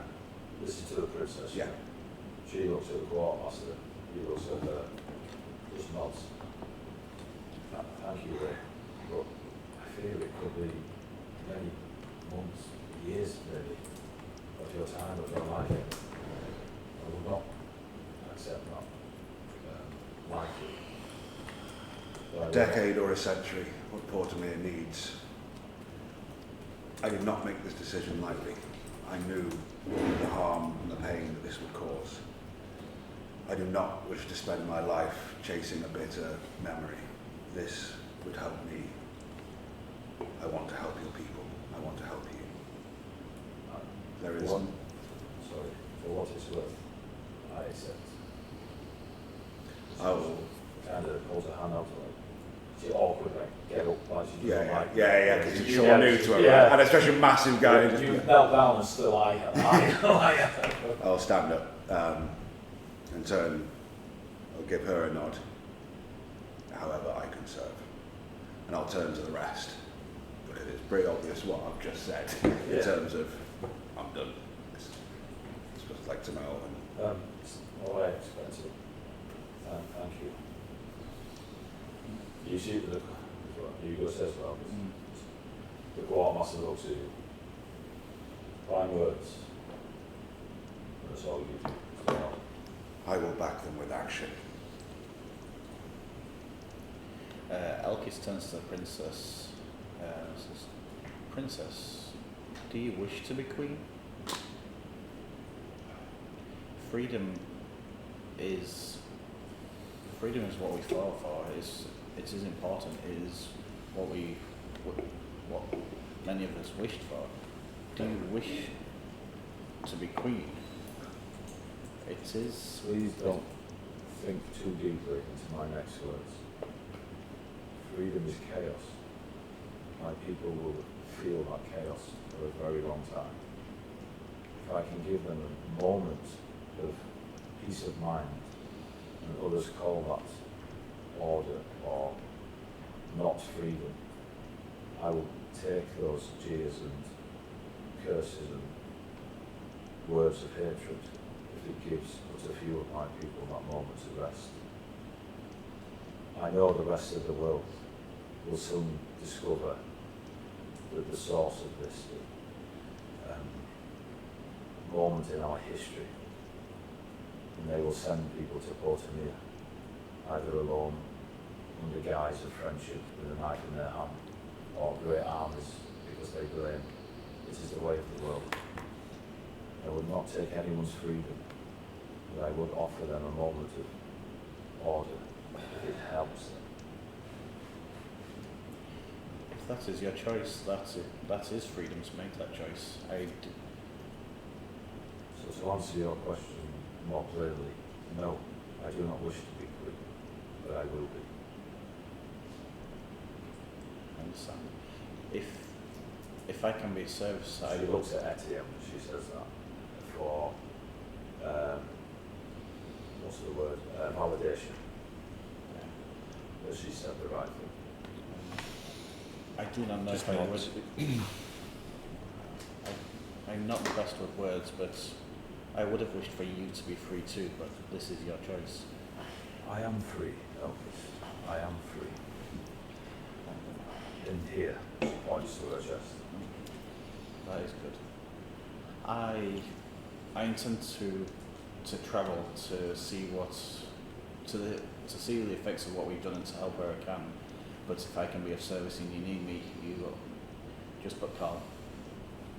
The quartermaster will kind of not interject and might interrupt, but will allow you to finish your words. Paladin of the Order of the Sleepless. Yes, Quartermaster. It is wise. As the princess has said, people will come here, but we will us to go out away from Portugal, to see the world and assist where they can and feed information back. But you won't be doing it in my armour. I would have asked to borrow it, but it is your armour. I believe in the coming days and I need my armour back. However, to wield the sword of a bloodwraith, that is a legend I would listen to around any fire. And he just gestures to his empty scabbard on his back. Wield it well and wield it wise. I will endeavour to. If you have some means of me to commune back, then I would gladly take that, and I will. We will speak of it when you need to be. Yes, sir. These seem to be plans of longevity. There is the now that myself and the princess need to deal with.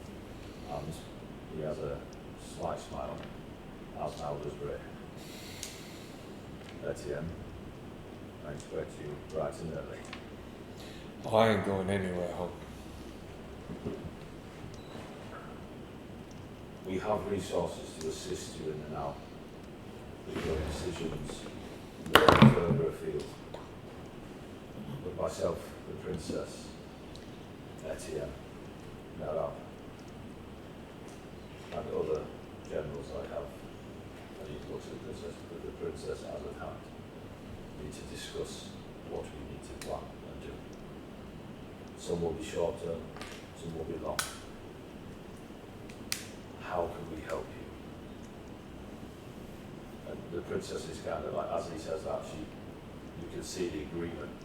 She didn't really know how to say that, and is kind of like hoping somebody wants something so she can pay them back.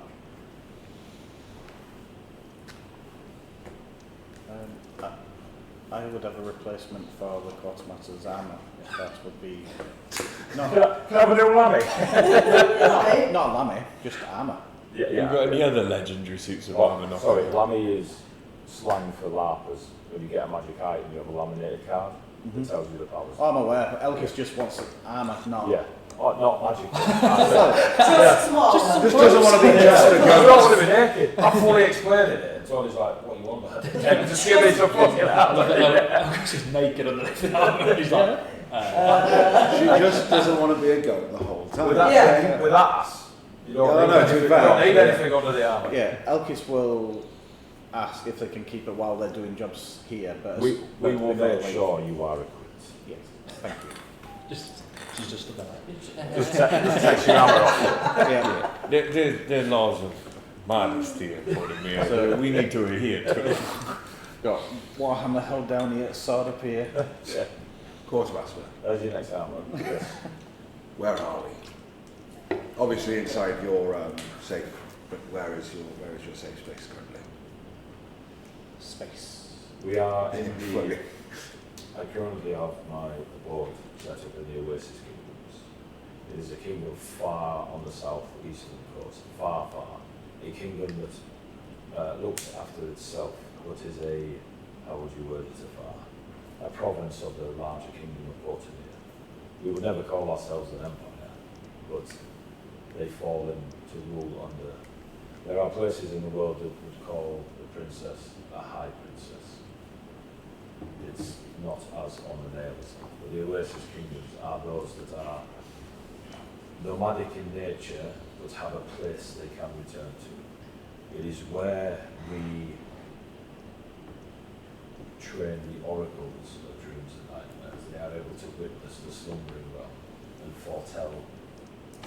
They work with the Alarai quite a lot. We are far away from the capital here. Yes, but I have means to get us almost anywhere in Portugal.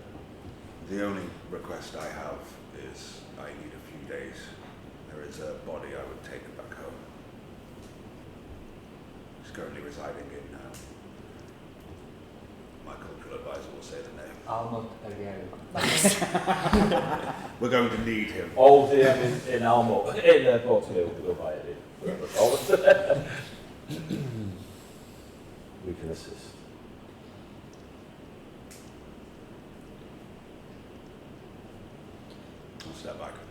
Cool, thanks. Bye.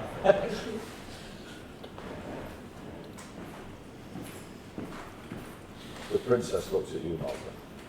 Is there anything you need, Malta? Inside check. Any, I thought she was inside. anything you need. No. Well, that's weird. Inside check all it is process. Classic Martha. Classic Malta. That's actually not too bad. 14. 14. Fairly bad. 12. There's hope in her eyes. It's off the pillow. It's fucking She's mad. staring at the pillow. No, we hit it. We put it in the bag straight. Stay something. I was, well,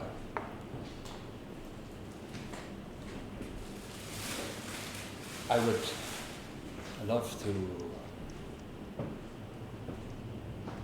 love to stay and take a knee and pledge myself, like, well, in so many ways other people have, but I have more to do in this place, more to do in this world. I have something to return, and I'll take the staff and I'll pass it to the quartermaster. This, you told me it was a staff of hope. I hope that it can go some way to helping you restore these lands and restore the damage that has been done. And as my friend has said, it is a new world, it is a new place. The damage will settle and things will return to, the world will return to a good place to be. I thought I was the only one terrible with words. She kind of laughs. The quartermaster will take the healing staff, spin it, put it on his back, and it kind of just sits almost magically magnetic next to the next to the empty sheath on his back. I would love to stay. Well, maybe in the future when things calm and there is light on the horizon again, you can come and visit. I'll put a hand on Mel's shoulder, because he's clearly like, just thinking of the twisted turning paths. He's like, no matter what, Melzef, I am always here for you. And there may come a day when you need my help again. I will be there for you. Plus, there will be a grove for you to visit. I appreciate that. And you say about you have need of people who will help you, who will be there for you. You have already called upon oaths, and you have already called upon those people. You have, I'll take out the sending stone. You have this. I will never be too far away.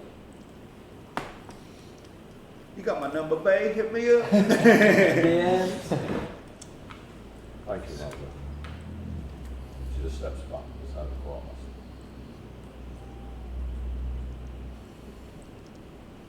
That goes for all of you. I know our paths may cross, and Etienne, I see many months of us conversing. But I will always be here for all of you.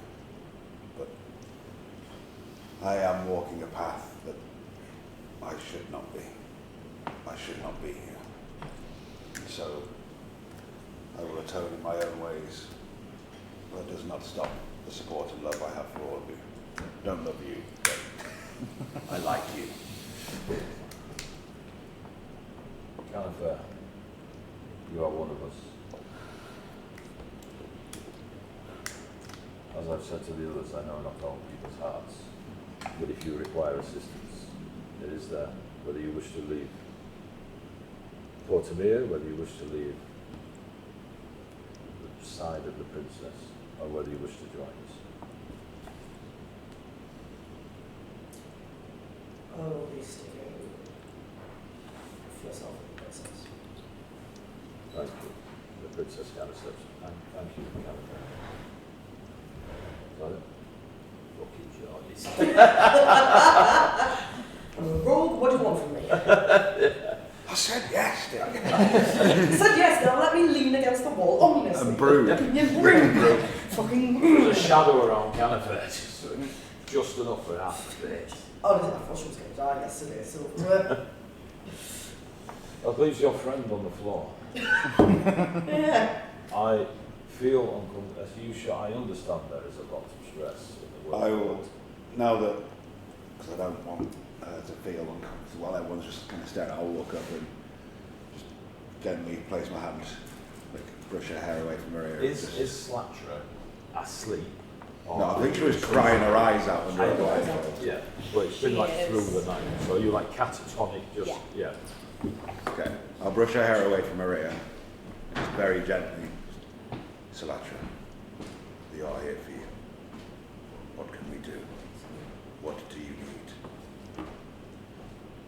You see fresh black tears start to fall from the side of the blindfold again. I was going to lightly take one of your hands, not pull it away from your sword, but probably even just place my hand over yours. Whatever you need, whatever time that is, we can help. We are always here. She'll kind of like move one of her fingers to put it on top of Megara's and just gives a small squeeze that just doesn't move. I'll turn just over my shoulder. She needs time. But then I'll stay with Salatra so it's not. There's no rush. So the quartermaster doesn't feel awkward. I'll just stay with Salatra and just, yeah. I will keep my abode up for as long as she needs. I understand what is she's going through. He is My thanks. None of you knowing much. No. Yeah. All I know Assumptions. is my friend is in pain. Same. So And he's I'm reading that same. Yeah. It's like, shit's Yeah. going on. It's like, something isn't right. But also I know, you don't force people to talk about this. I'm there. If it is time she needs, it is time she can have. Well, those conversations seem to have given options. It is, by my guess, late morning. We can rest for a moment. I am awaiting information from Nebra and his people. I will know then where to go. I will keep the princess for now hidden here in the Oasis Kingdoms amongst the Oracle Kings. They are loyal. They will keep an eye.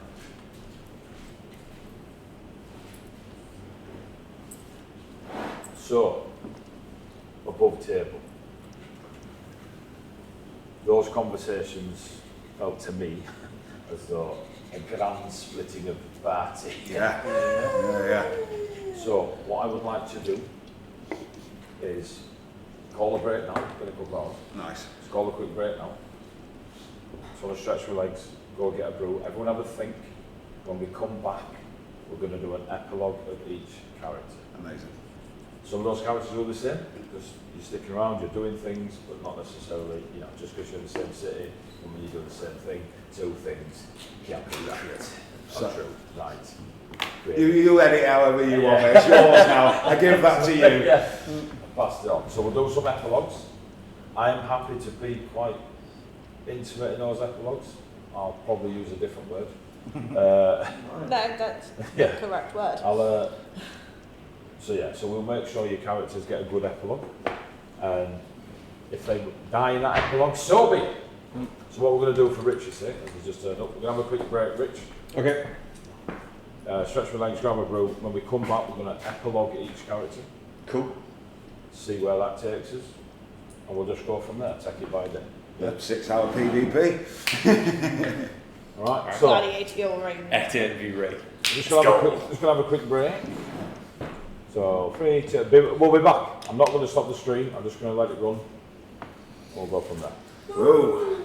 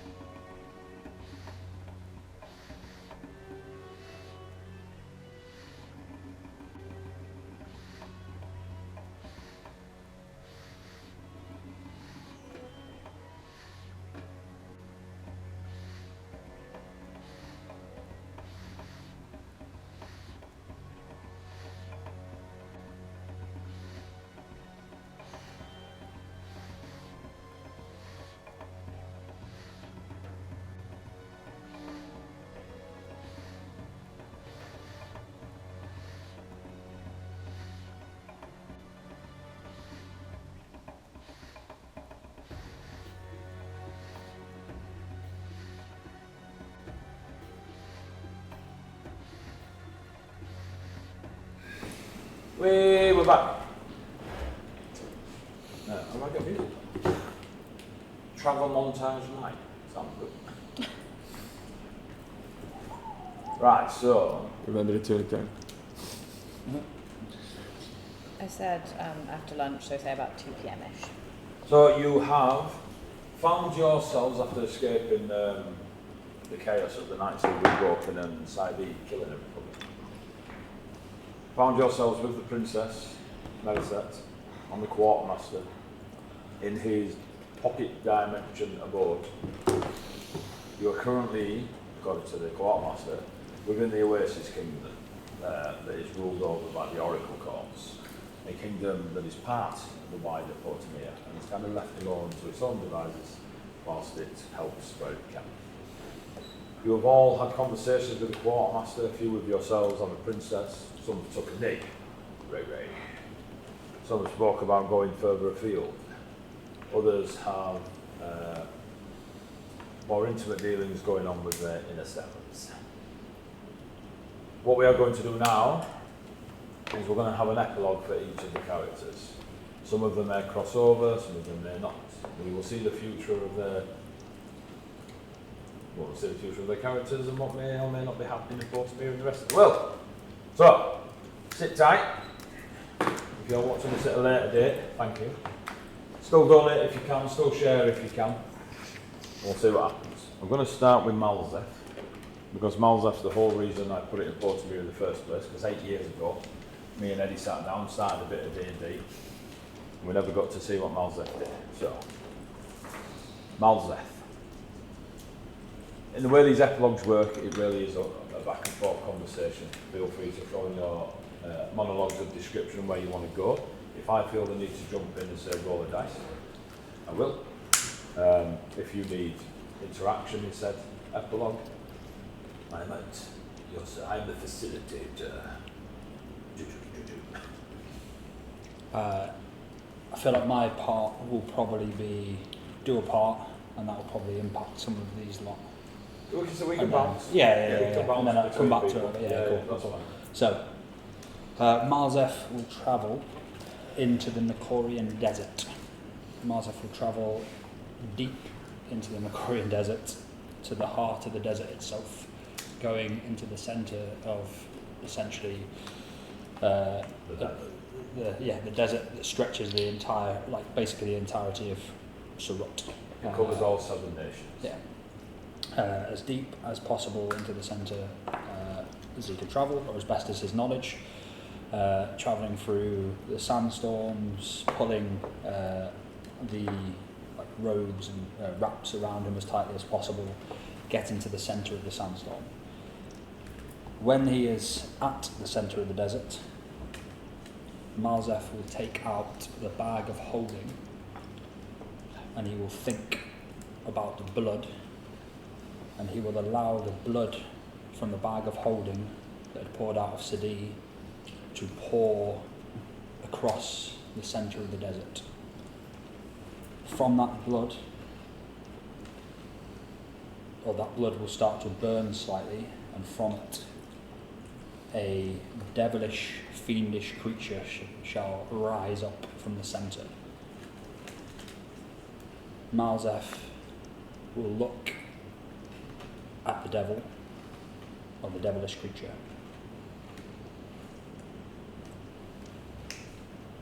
I do not know much about why I am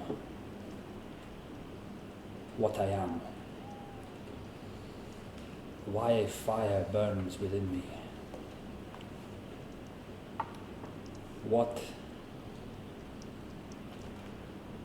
for what purpose I was put here, for what reason, through lineage, bloodlines, all these years. Why me? Why now? Why here?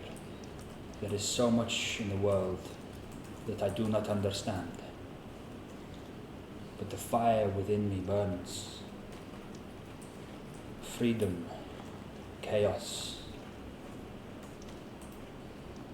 It all stirs within me. I see so much hope around me, so much ruin around me.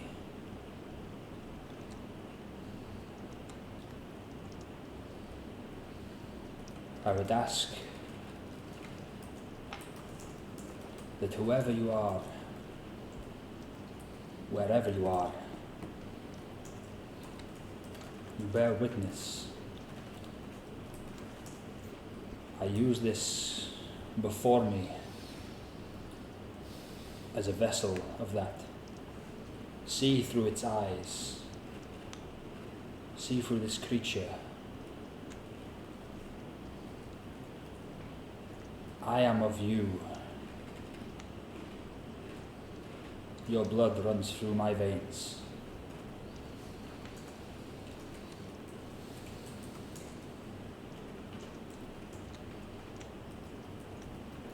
What is the fiendish creature? Why the summoning of it? Is it symbolic? Is It's it a the so the demonic bloodline.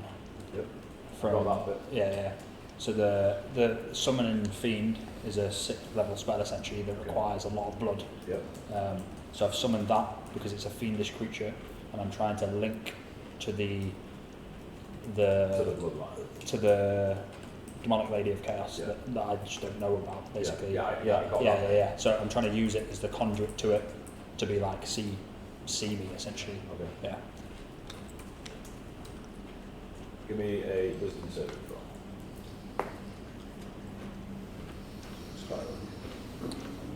DC 30. 14. 40. Child of chaos, a nightmare of all my children. You have done well. Those months ago, when the seal broke, knowing no one dreams anymore, it tastes so good to fill that emptiness in their minds.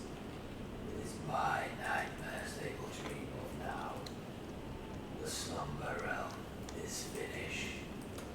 Those of fire and flame. The fiend, the demon, the devil. You have done well, child.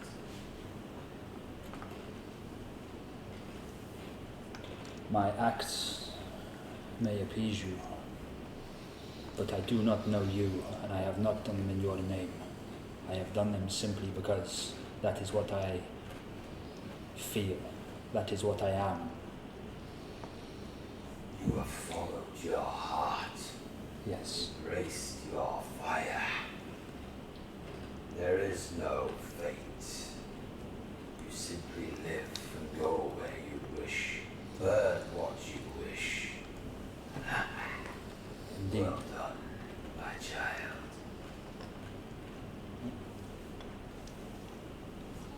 I will know you one day. I will know you more. If you wish to know me, stare into your reflection. Embrace the gifts my blood gives you. One day you will return home, and my fires will welcome you. Only then will you know your true self and my name. See you soon, my child, Malzen, daughter of Nakoria. I let the demon turn to ash as it falls upon their blood, and I will step into the blood, and I will take from the bag the chunks of the remains of Sadi, and I will start. As you hold your back and you're preparing that, far away, stood on a dune, you see the image of the woman they speak of in myth and legend, the daughter of the desert, the sister of the sands, and many names thereafter. You see Nakoria walking her own desert. She stood, desert calm flowing in the wind, unsure of what colour to actually call the material that wraps around her. After the conversation you've just had through the fiendish creature, you see her a moment of coming out of the water for a breath, that refreshing feeling that you're not holding but put onto your breath. She waves just gently and then walks away over the dew and disappears. And you are very confident you are just sitting at the door of the desert. As I take out each piece of Sadi and begin burying it in the sand in the centre of the desert,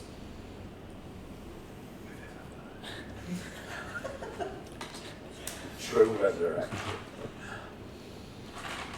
in the beginning there was the father of the lands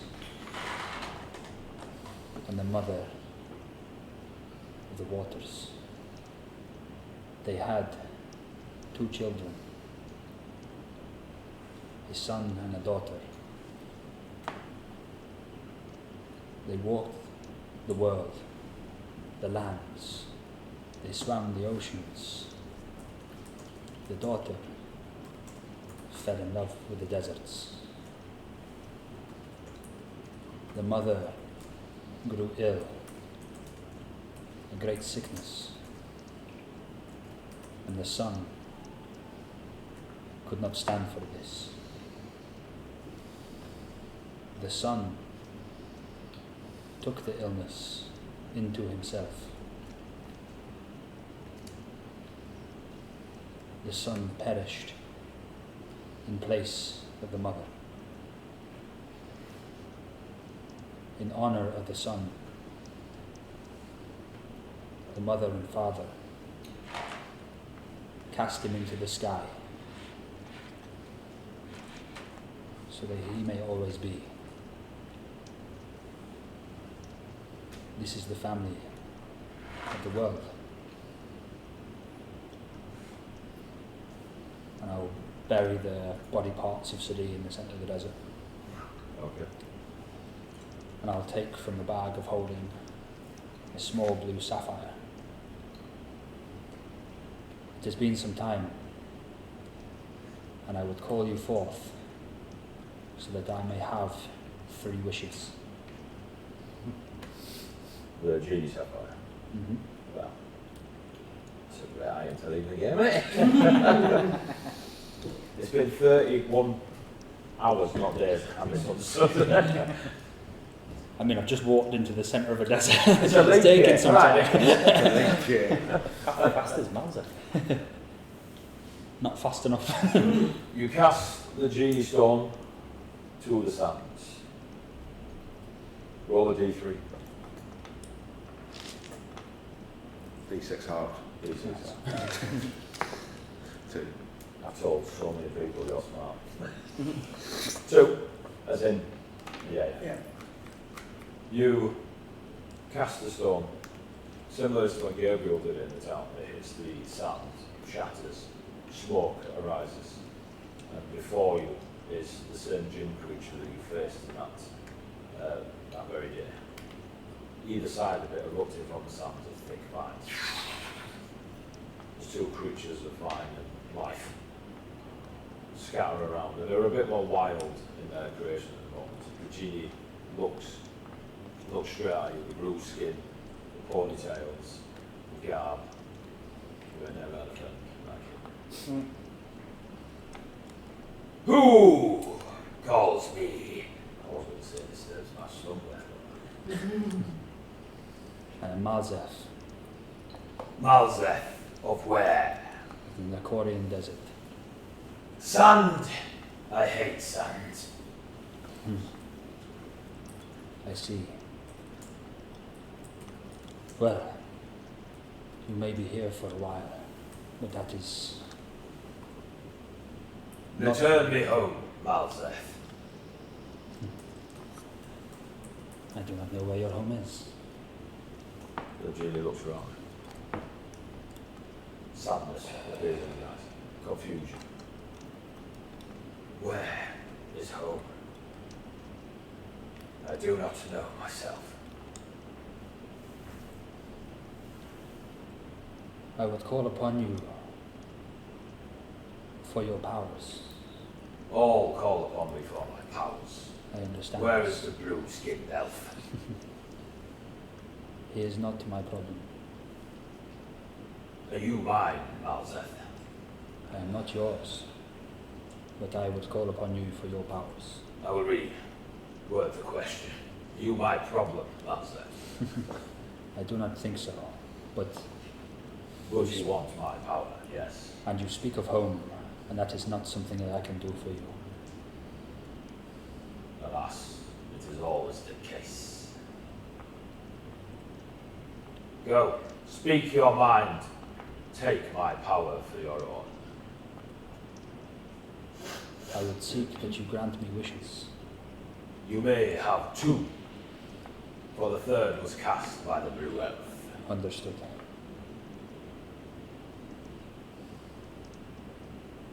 I would ask that you allow me to speak my wishes, both of them, before you enact them. His eyes grow sapphire blue. Speak your wants, your heart, your desires. My power will be yours to enact them. This desert brings me three things. The desert provides, the desert takes, and the desert is where I find peace.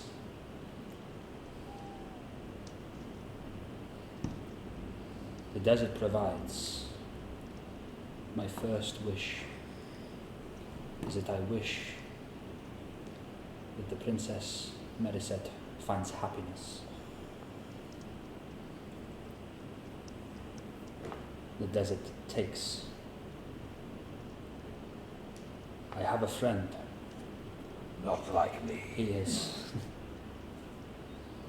He has found peace, I believe. But there was a great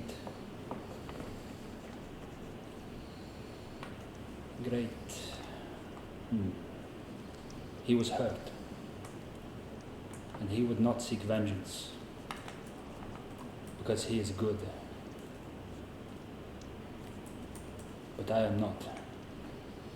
I simply am. The desert takes.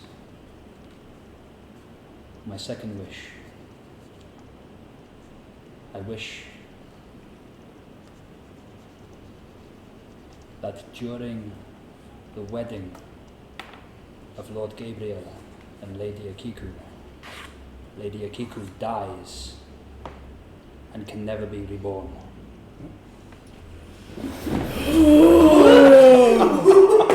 That's my boy! Oh God. They are my two wishes, and as I said, the desert provides me three things. The third is peace. I hope that you can find peace, for this has given me some. And one day, the desert will help me find my peace. Your words will never find peace, nor for me or yourself, for you are selfish. Indeed. Your wishes are granted. The princess will find happiness. At the wedding of Lord Gabriel and Lady Akiku, she will die and never be reborn, as you said. His eyes flash sapphire, and he disappears back into the crystal. I am selfish. I have a purpose.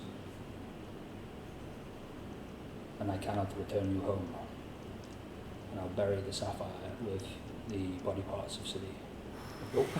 What?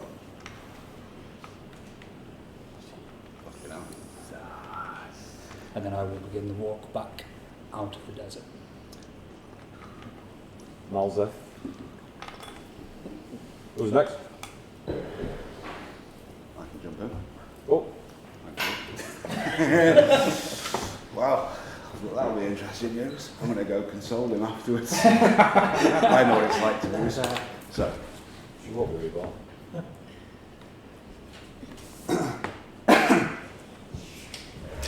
I am. Oh, I'll wait for you to secret scroll.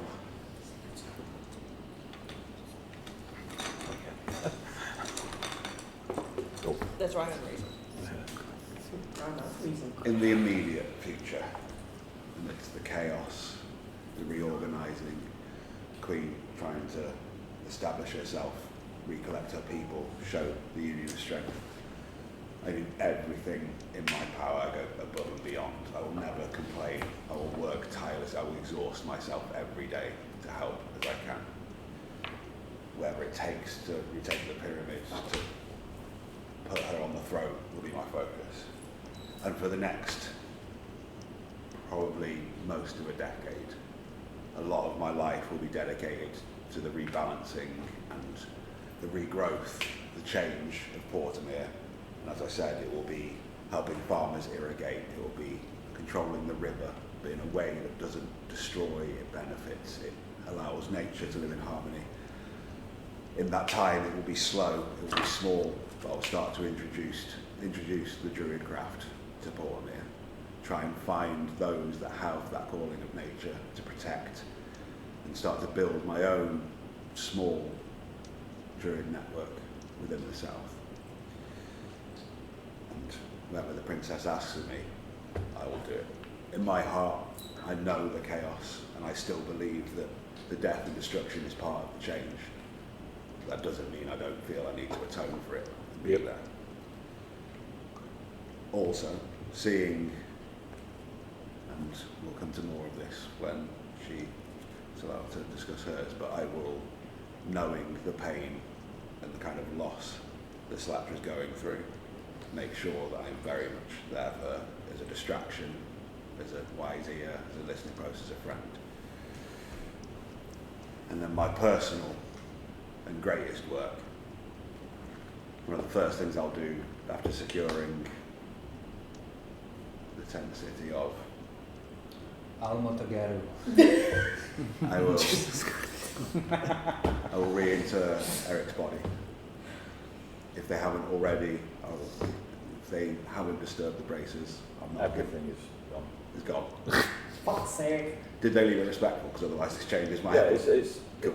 Yeah. if he's there out the door, then my epilogue changes massively. I find out like, let's get more wishes, lad. Roll with the shit. Roll with the shit, mate. They left the grave open. I take his body.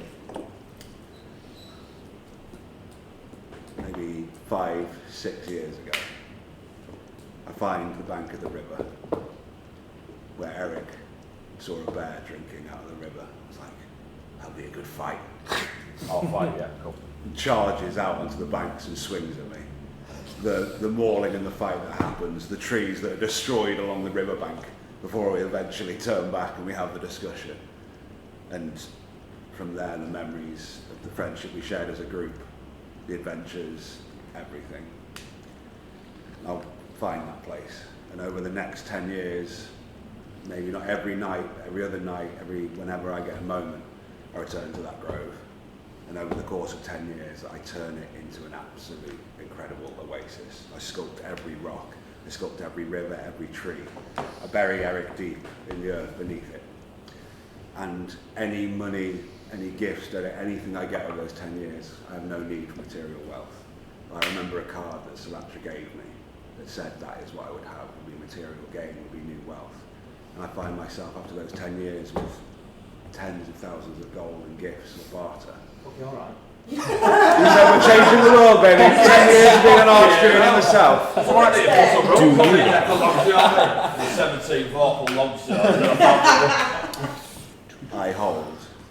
I use animal messengers, I use my contacts in the city, I send word across the world, and I hold the grandest fighting tournament of all time in that grove, and give the winner the honours of Eric, and give them all of the gold, every piece of barter, everything I've created over the last 10 years, I give to them. And I honour the grove with blood of fighting on the floor. And forevermore, that will be my space. And if eventually my service is no longer required in Portamere, despite I will always visit to speak to the friends I've made there, the quartermaster, and perhaps adventure with some of these again, our paths will probably cross. We've all turned up to that fighting tournament. Yeah, no, absolutely. That would probably be our. That would probably be our. We could do that at the end, but that would probably be our like 10-year reunion, because I would want you all to be. You were all Eric's friends, and likewise knowing that maybe a lot came from a place of lust, but knowing that Slatra also had eyes for Eric, would definitely make sure that she was always welcome there, and that whenever my service is done with the princess, I will become warden of that grove, and that was where I plan to spend the rest of my days being a font of knowledge and wisdom for druids alike to venture there, and likewise fighters to come and prove themselves, letting it be known that this is a ground that you come to be watched over by one of the greatest fighters to ever live on this world. Cool. Very cool. And one day, I hear of the wedding of Gabriel and Nikki.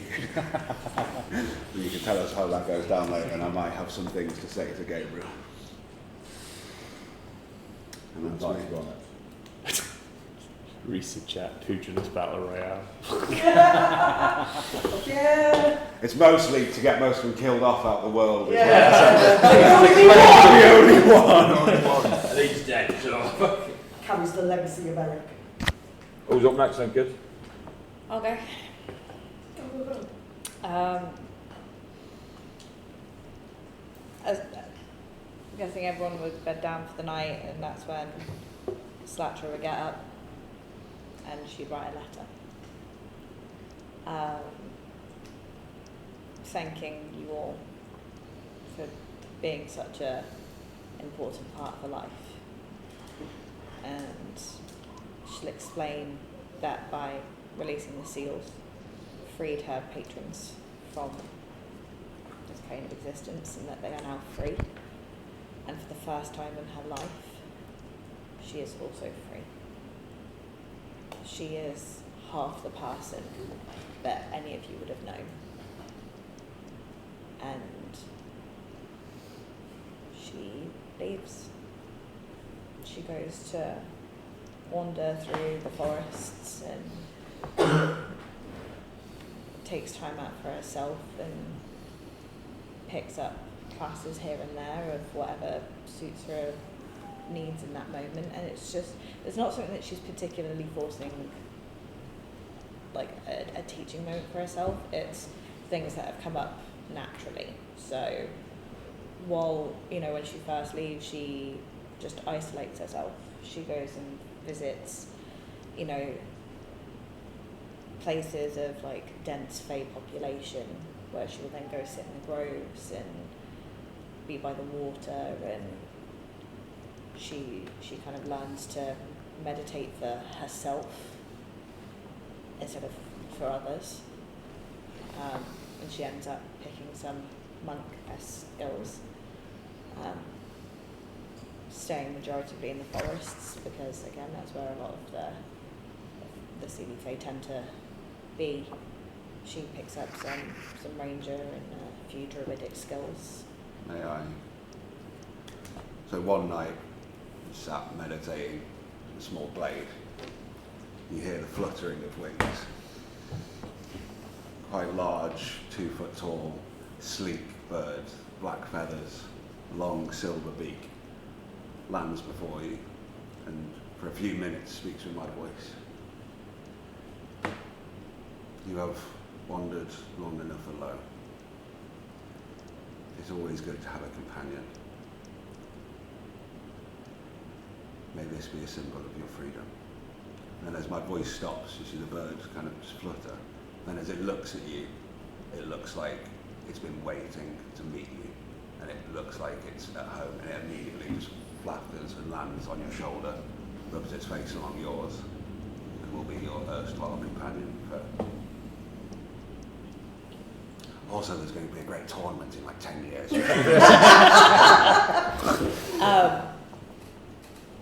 Obviously, because of the memories that Regard shared, she would occasionally visit the place that he then buried Eric.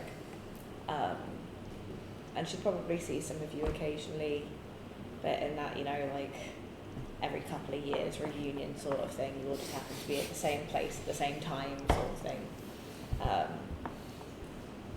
She seems happier.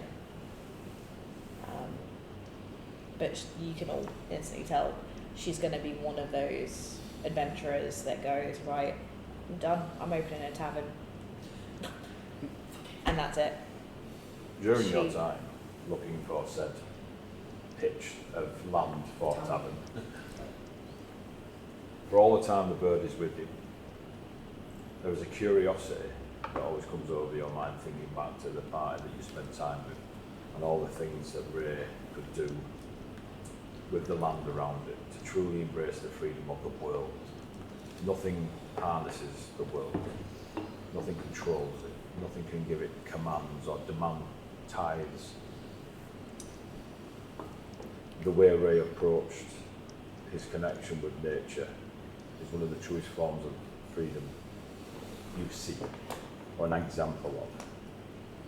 So the curiosity will take over you, and you'll try and replicate what you used to see Ray do when he calls the balloons around when you needed to sleep, or if Eric needed a pillow of daisies, it would be there.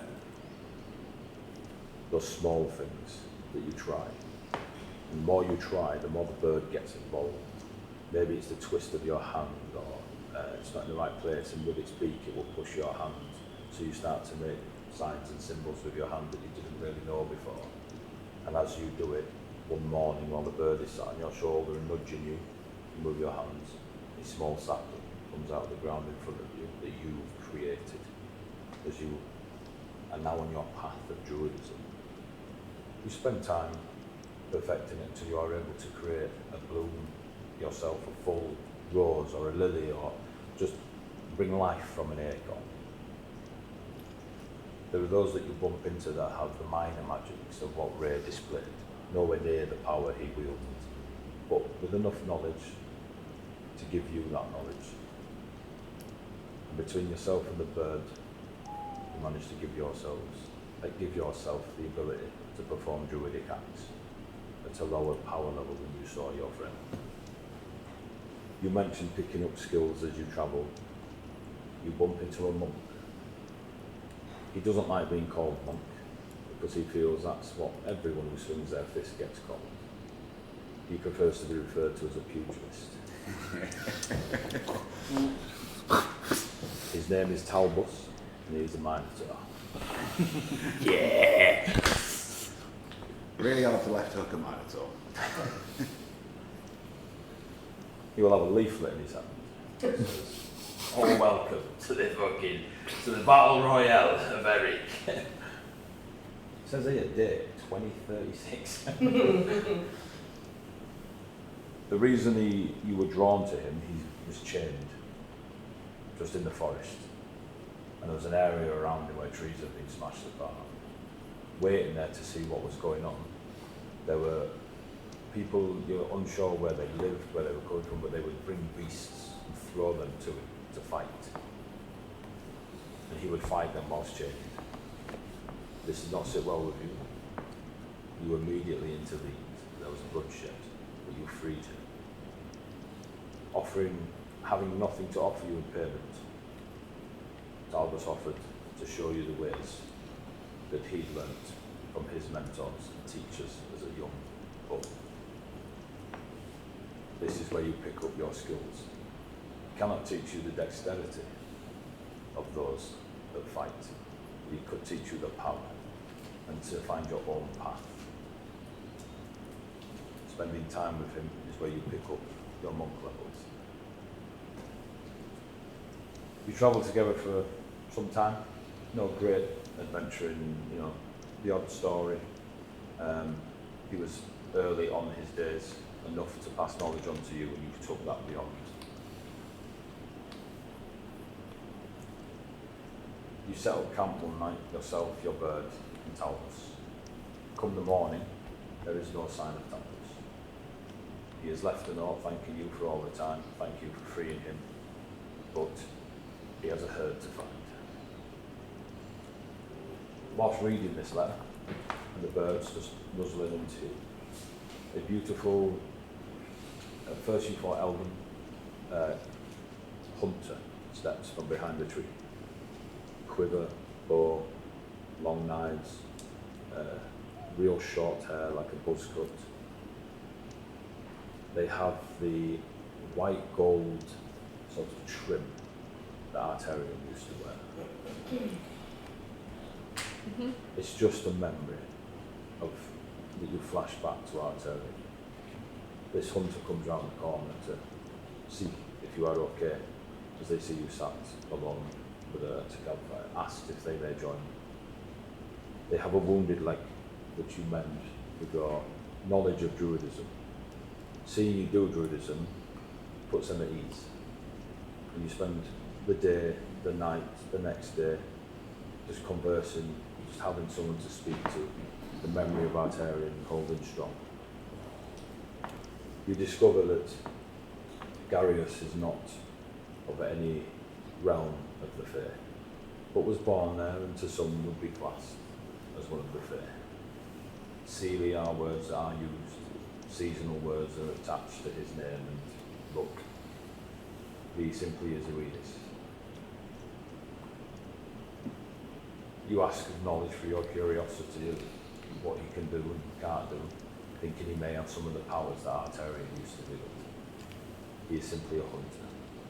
But he does teach you to use a bow, how to use your bird to help hunt, to communicate at long distances, to show you the magic, the connection, and eventually you pick up your ranger skills. And do we stay together? You do for a time, and then they have their things to do, and you have your things to do. And over the next years, you will see Talbus and Darius here and there, also finding their own freedoms in life. And then you go back 10 years later and win 10,000. It was a bit, yeah, I was going to say, the bird this whole time, by the way. Now, for Slatcher and Gray, as you both said, the reunite and coming together. There's one particular reading over the next years. Now, for everyone's scenario, there's essentially a civil war of many factions going on across both of you. Those in favour of nightmares, those in favour of dreams, those in favour of both. You have the underground, the spy network, the fights in the streets, the armies marching out to meet each other. It is a mess for many years.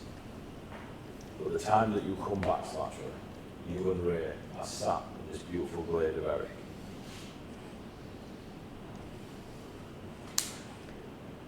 No one has dreamt since, not a single dream, has anyone had yourselves, Portuguese, anyone has asked. That is the darkness of what's happened. Nobody dreams. The dream spirits and nightmare spirits that you saw in your early times here have been rife everywhere. They are avoided because they are chaotic, misunderstood, and their freedom can be quite potent. Sat here in the glade, a single orb of light separates from those throughout the oasis, and it flows towards you both. It starts to form and manifest, and you see Eric. He has no idea that you two are there, and you just see him walking backwards and forwards in the glade. He wraps his arms, both of them, steps forward and starts to punch the air. And you see the forms and practices he used to do all the time he was there. He walks to a nearby spring, picks up an invisible skin of water, pours it all over himself. You both hold each other's hand and have a moment. No, I was about to say, literally, without even thinking about it, my hand on top of Slatcher's. This dream spirit, you're unsure if it's a memory, you're very sure it's not a ghost, but the dream spirit will then crumple as they're trying to take form and dissipate into the oasis again. Over the years, you see it 2 or 3 more times, this dream spirit trying to form, but only when you two are together. I will, at that point, as you've been travelling for years and you've told me the stories of the skills you picked up, seeing this, my hand on top of Slatcher's, I'm not going to cry, keep it together. I'm just going to say, I'm not going to turn to him, like, I don't want to be alone anymore. She just puts her other hand on top of his. Says, maybe it's time to share freedom. I'll live out the rest of my days with Slasher.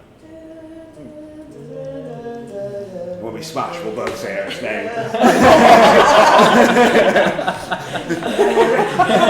I'm being serious. I needed to wait to cut out the tears then. No, it's Get back fine. in. I'm glad that happened because Yeah, I yeah. was hoping to not fucking cry again, Yeah. so.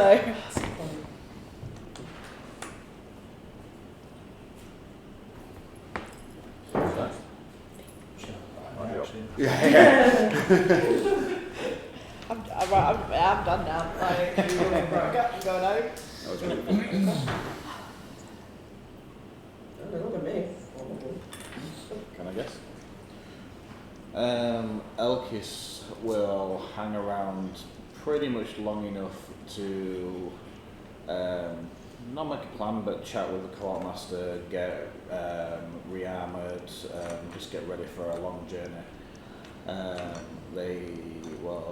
They asked the quartermaster if they would mind updating the order. They do not wish to go back and face their superiors, because although they're very comfortable in that they are fulfilling their vows as they see them, they are worried that the order will have a different view. So He will agree to assist you in your resignation. Elkis still sees himself as a paladin, but whether they're of the order or not, they don't know anymore. They intend to go out into the world and to see what the changes are within the world. They will still look out for their dreams and nightmares and fulfill their tenets as they see them, but they intend to investigate the Sanguine, to go out there to try to find them, to see. They've seen that the legends are real, they're not just stories, so they wish to find the order. At the same time, they got quite a shock in that they are not of the dream as they always thought and wish to be. They are of the nightmare. They abandoned their search for a cure and instead wish to learn to embrace their Mungoti side. They travel on their nightmare goat steed, go out into the world. They wish to find those of a. Originally, they look for shifters. They look for the wear. They look for people that have not the same condition. They've never heard of anyone else that has got it from nightmare, but they seek those that are attuned to the moon. They seek those that shift for other reasons. They seek for people that are bestial in nature. They may travel to Ravenholm and speak to the bestial folk there, although they're not shifters, for some kind of insight. They will train with anybody that will train with them. They may end up in Corenti. Is it still Corenti? Corran? Corran? Yep. Yeah. With the Dragonalism folk. Yes. No, Calvaria. Calvaria. Dragon folk are from Calvaria. Yeah. They'll travel to Calvaria. They will seek the paladins and. So just rocking out the deep. That's the story. Yeah. Fucking hell. They will seek paladins of other orders to see if they have any insight into the Sanguine. They will travel as far and wide as they are able, looking for the Sanguine, possibly finding empty enclaves.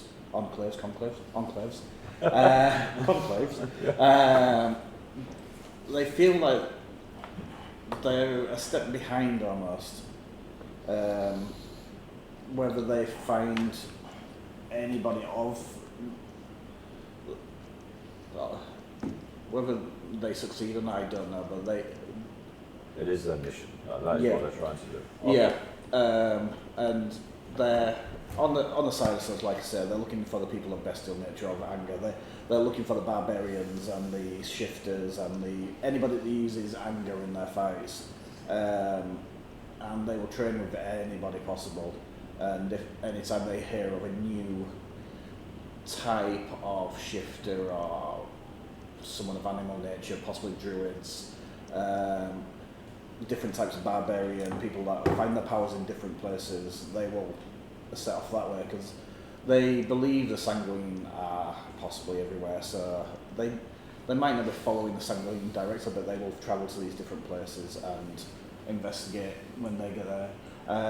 They will take a sending stone with them, and they will check in with the quartermaster, but they don't feel beholden to Your previous life. Yeah, pretty much. And they will return at the 10-year mark to fight, but they will not use the sword in the tournament.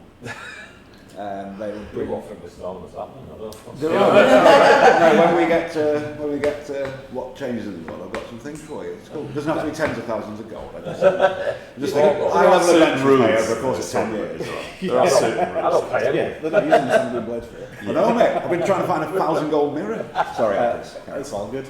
Anytime they do find trouble or they do enter a fight, if they enter a tournament, if they go to the sands and fight in the gladiator ring, they will always. Just a sales pitch for Colossus. This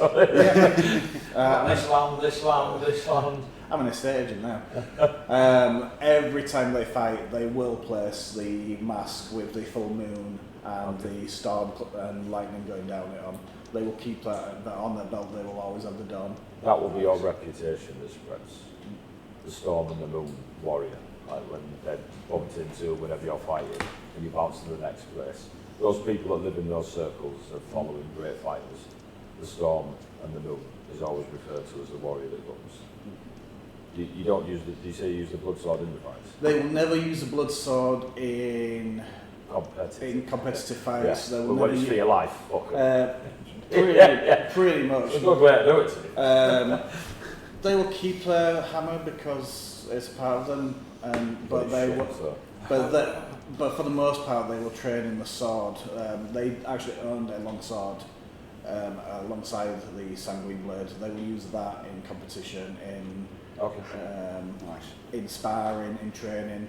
But the sanguine blade will be the one they draw if they come across trouble. If they do come across a nightmare or dream that's run amok and needs to be put down. So, when you leave Portonier, the quartermaster, as promised, will make sure you are kitted enough to fend for yourself.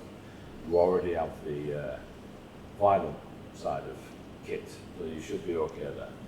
They do provide you with a plate of armour, which is simply a plate of armour. Mm-hmm. Yep. They also point you in some directions that they need looking at. This sanguine martyr, as time passes and the more it's looked into, seems not to have been anything to do with Saidi and Masak directly, but merely a force that Saidi took contract with, similar to mercenaries. So whoever this sanguine martyr is not origined in Portonier. What you do find out, it is linked to the amethyst moons that sit in the sky, that have not changed despite the seal of night being broken.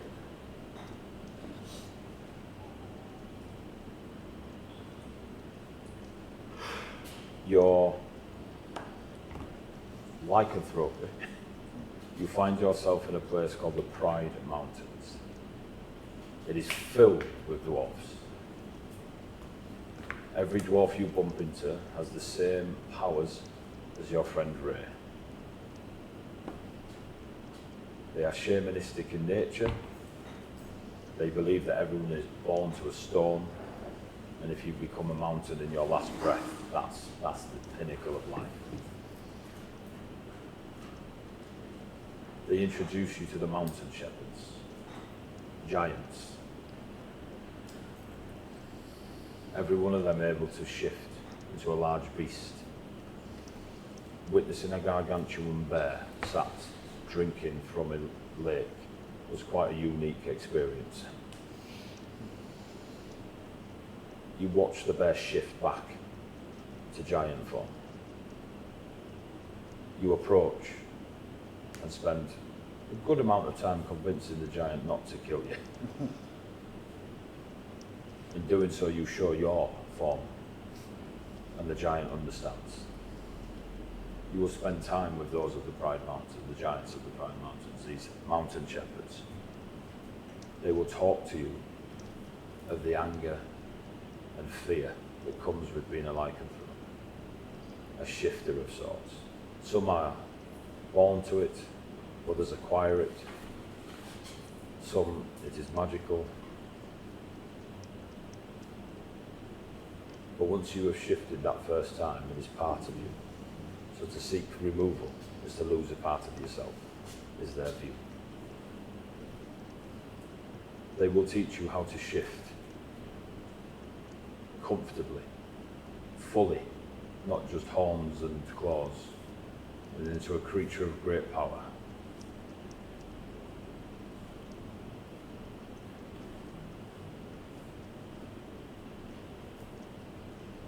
Your time in there,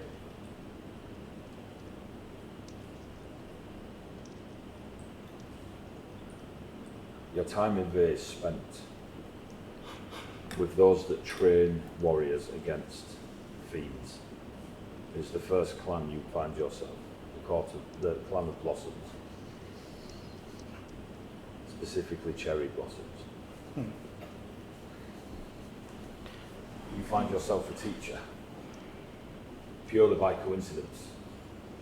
You see a young pink dragonborn creature with crystalline hair sat at the side of a river, painting. You ask them for directions to the nearest temple or hall or whatever it is they call for warriors. You get along. You share your fan of the colour pink. She likes your hair. You like her painting. She's painted the entire landscape, all shades of pink. Rivers, trees, everything. I asked her to paint my armour. Paint your armour? Yeah. As it paint the armour? With the moon, yeah, the armour itself. So to decorate the armour? Yeah. With the moon and the cherry. Much to your fortune, her paints are magical and it sticks. Recently acquired from Valushta. When you get to the training halls, you spend time there and they teach you methods that you didn't learn in Portimia about how to wield a longsword. A lot of their knowledge is the way fiends fight.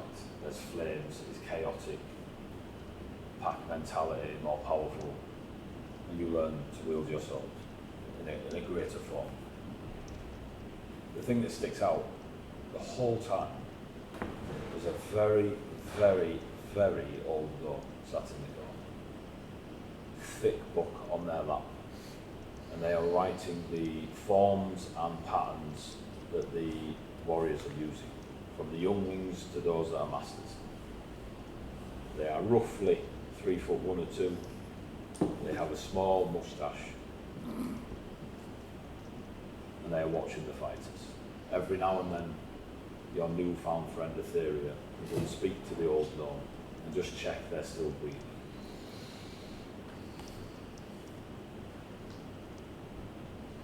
Having found all this new knowledge, wanting to know more about the beasts, you've got a bit of a control of the lycanthrope, so you spend time in Ravenholm. You spend time in the province of the Tor, a great house that puts a lot of resource, magical and coin into their people to become beasts themselves. You see minotaurs and rhinotaurs, loxodons, where once they were humanoid, elven, human, dwarf, these magics stick. The reason you went there was for the sanguine martyr, as blood magic is, I'd say popular, but well known in Ravenholm.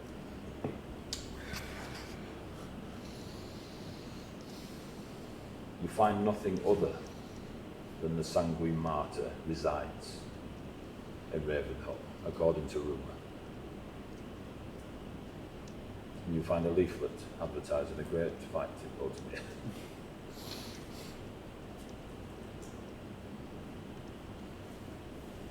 Are we on? Answers yourself, Elvis. We've got Etienne and Canifer. Good, because mine's going to be incredibly short. You're going to do yours. I am shocked to my core bit. Right. What's your epilogue, Canifer? Just fucked off. I stare at a wall. I stare at a wall for the next Stare 20 at- years. for the next 20 years. And still win the championship. Still in the championship. Imagine.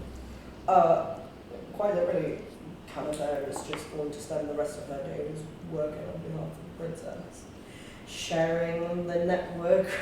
Living together at long last. You've just become the comms of the of the underground. At long last, he's No one else, just me and you. Just you. Fuck everyone else. Yeah, Fine, everyone else. just Just me you. Just you. Even at night time when it's like, seriously, Sha, it's bedtime, when he goes to sleep. It's like, no, I've got more thoughts. Fuck off! Go sleep for you. Actually, I regret this. Why did I want this? Why am I psychically linked to someone who At the end, don't wake need up, to it's training sleep? time. At the end, wake up, it's training time. Gets to the point where you don't even know if she's actually Yeah. connected or you're just thinking like My internal monologue is no Canifer's Yeah, voice. So much psychic damage. Every day. So you're just to the cause. Who right till death. Yeah. Canifer didn't think she was going to live. Well, not live forever, but do you know what I mean? Don't Like, like it. her purpose is done, right? Fucking Sardine's dead. Sardine. Sardina's dead. The fish is dead, The yes. fish is dead. The fish is dead. Shit happens. But the princess is, well, now a queen, so. Yeah. She's not yet a queen. No, but she will be eventually. She's on her campaign. Do you know what I mean? Like, it's. There's a general it's- election. There's, general election. It's kind of hers, kind of like, right. Turn cool. off. With a massive spy network to kill any naysayers. With 100% of the vote. 99.9, you've got to make it believable. Yeah. I'll That's bet right. your face. 99% of the vote, I'm under the lectern of the announcer with a knife. Carry on. Carry on. I will offer. So we realise Etienne's also colourblind. He's protecting the wrong ballot. Over the next few years, as obviously I'll be working alongside Canifer as well, I will offer her, and I offered at the time, but as she has time to think, that if she ever wants a form more to her liking or how she thinks to herself inside, that I can reincarnate her to we'll keep going until we roll the right number. There is. She's kind of got comfortable. It's just every once in a while you rock up and offer to kill her again. I didn't say that, I just said I'll reincarnate her. The rest, there's a bin compactor out here. Which That idea works real well if, you know, if she's ever sent off on a like a mission across seas or anything like that. Got a little bit compact. But yeah, there's not much Canifer needs in her life. Like, she's Back not to really work. expecting to still be alive. Back to work. She's just going to work for the princess. Okay. Nice and easy. Don't need help. A great dragon comes to visit you. Something's fucking happening. Is it vibration? No, it's Nah, gone. it's a sapphire dragon. It's that fucking egg. Do you want to do mine as well and then do like a Portmere general for us? Yeah. Okay. So very No, much you don't the- get one. Very much the same as Canifer. Etienne will, even more so than before, now like throw himself into his job. Now But- these Muppets are fucked up. Yeah. Not that, but So it's just me and you. yeah, alright, yeah, Safe it's space, just us. Yeah. Just me and you. But absolutely. And at first, it very much would seem like it is because there are far more threats now abroad in Portemere than there were. And Etienne is doing everything he possibly can to get rid of those threats or stop them before they get too big, too out of control. But it is very much not even trying to woo the princess or get her to notice him, but just absolutely seeing how broken she was when she lost her dad, seeing how uncertain she was. Just wants to make absolutely certain she's aware that he is someone she can depend on. For whatever she might need, doesn't matter. Yeah. if she doesn't ever return, his feelings for her, he's still going to be there. He will, after a while of working with Ray, probably forgive Ray. Ray will notice this when Etienne's obvious flirtation for everyone he possibly meets starts being thrown in Ray's direction as well. That's kind of Ray's signal that, okay, he's over it. But yeah, eventually he does come to terms with these fuckers visited my city and everything went shit. But He has a point, Steve. He's got us there, mate. will never leave Portimere unless the princess requires it of him. Or the stepmother goes to him. I'm pretty sure the princess would be willing to go and represent in the fucking Tekken tournament of Colossus. Okay. Nice. Will. During your time of the princess's time, while all this is going on, there is a moment you're unsure of how many. None of you are kind of tracking the days. This is all happening, all over. But there is a moment where the princess asks escort to McPhee. On the way there, she finds a pair of sapphire earrings just in the sand. She picks them up. Oh dear. Puts them in their pocket. You get to McPhee. She wishes to speak to Nabra. McPhee now has become the headquarters. There are the people there, and either all of the Thieves Alley, and they wear the night masks, or they are visiting for other reasons. Does our organisation have a name? The Night Masks? Or the Watchers of the Sands? Something like that? Watchers of the Sands. Watchers of the Sands. You tell me. Does it have a name? You tell me. Watchers of the Sands. You work for it. Watchers of the Sands. That's the shit. It's good. So the Watchers of the Sands. We call it Thieves Alley for 3 days, mate. Well, yeah, we still call it Thieves Alley, Yeah. but we know what we are. For official moments, it's the Watchers of the Sands. Yeah. But for the lads down the pub, it's the Thieves Alley. You never know what you find buried in the dune. You, whilst in McPhee, meet up with Nabra, sharing conversation, sharing information. The princess goes for a walk, asks for some time. You're very confident she's safe in McPhee, as everyone here has been vetted to an inch of their life. I need some time alone. Yes, princess, no problem. There's nobody in the street. 12 ninjas. As you're talking to the bar, you see her walking down the way, and she bumps into somebody. They're not wearing a mask. The only 2 people here in this town not wearing a mask. It's a young girl, around the princess's age, and they're kind of talking to each other. And then as you're listening to the bar, he's talking there's hyenas on the northern border there. And you're like, yeah, cool. You're up to it. You is that You'd be poisoned, you'd be dead in 5 minutes. He's dead. You've got one eye and you're listening, you're watching. And she's talking to this girl who's in similar attire to all of you. She wears, the Thieves Alley kit, but doesn't wear a mask. And then you see the princess give her the earrings, and they have a laugh. The girl puts the earrings in, and they continue talking, and they walk away. The smile on the princess's face is the most genuine smile you see.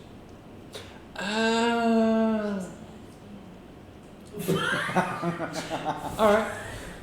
Like Wow. They walk off. Over time, you get to learn that she's the daughter of Nabra.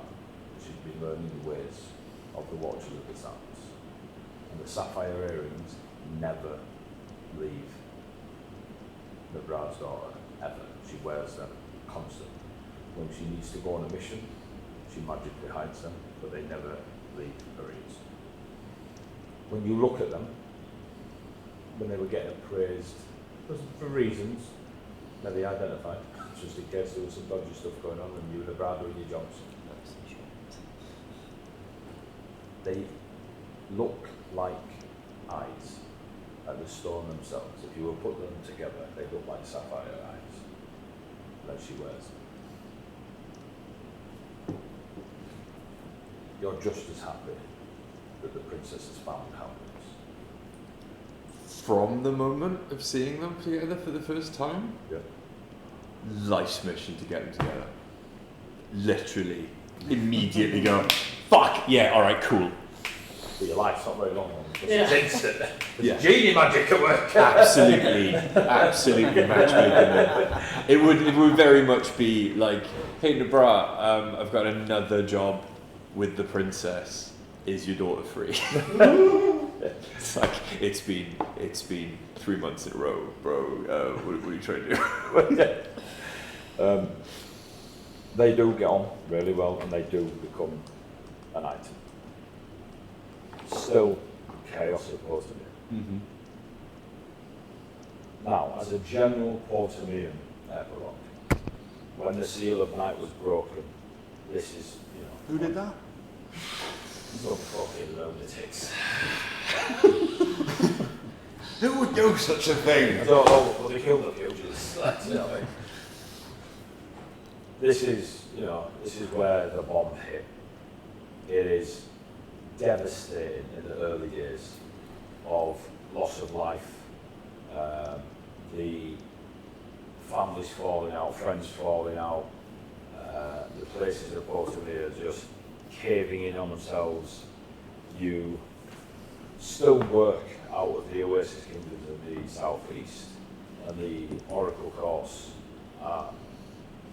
It's almost amusing. Califair kind of goes, well, I can do that, because they are used for the messaging across Portamere and all the Watchers of the Sands.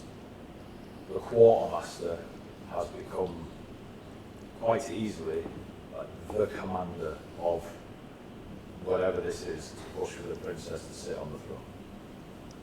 The place, especially in the first months, is not in any shape or form ready to have a new leader. The Sapphire Pyramid is locked down. When people are going, civilians are going there for pilgrimages to try and get in as almost refugees within their own country, the guards will not let them. The Sapphire Pyramid is locked down. The capital city of Saraket is a mess.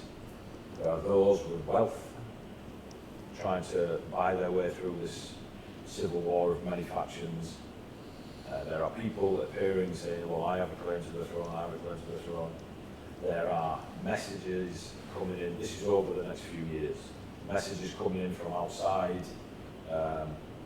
Blame has started to spread throughout Colossus and has been centred upon Portamere. The nations adjacent to Portamere that are still within Surut are split. Some wish to stand with the princess, giving her weight behind her claim. Some don't want that. A nation of dreams and nightmares that is causing issues helps them in their nations for advantageous positions. The world is in a eternal lack of night. It's been years and nobody has seen a sunrise or the moon. No sun, no moon. The 6 amethyst moons that have appeared in the sky a few months ago, seemingly unaffected. Nobody's dreaming. Not the Alarai, not the common folk working the rivers. Nobody's dreaming. Reports coming from further afoot. Colossus as a whole at this moment in time is in a situation unknown. Magic is forever, everywhere. Gardeners use druidcraft they learned as a child. It's not an uncommon thing. But to no longer have night is scary and worries those that are not equipped to face dragons and giants even within Portimer, there are those with a name, probably Ray, Etienne, kind of which he wants to speak. But they're looking to you because you are not necessarily heroes, but yeah, to them you are great people. Those outside of Portimer are looking to those with a name to help them, to tell them what's going on. Because surely they know, they wield magical blades, they cast fire from the sky. Surely they know more than me and my farm family. The world is in chaos. Portimer is ground zero. It's rough. But there are those pockets of smiles. Ray and his glade. Slatra learning the new ways, finding a new path. Returning, spending time with Ray. Etienne seeing the princess find happiness. Elkis getting to understand that rage that pours through you. And Malza, still searching out the ultimate knowledge, still searching an answer for all things illogical, still having the answers, still a bit. There's going to be one last wrap-up epilogue for each of you that I will give. You do have a moment to jump in if you want to do anything now. Throughout that time, if you want to do something else, if you ask a question, before I do a final, this is you, this is you, this is you, this is you. Does anyone have what they want to ask? Do? I think the only last thing I would have added. Now you've heard everybody's. Yeah, the only last thing I would have added is I wouldn't do this in front of the princess because she's got enough going through her head and it's a very deep decision that I don't have to think about. But there'll come a night quite soon after our initial me kneeling and swearing where I'll take the quartermaster aside and I'll explain to him that Pharaoh's death was wholly unnatural, was forced upon him. However, in these moments of change, it is not wise to have an old ruler around. The princess needs to be able to come to terms with what it means to rule, how she will shape her kingdom, her followers. However,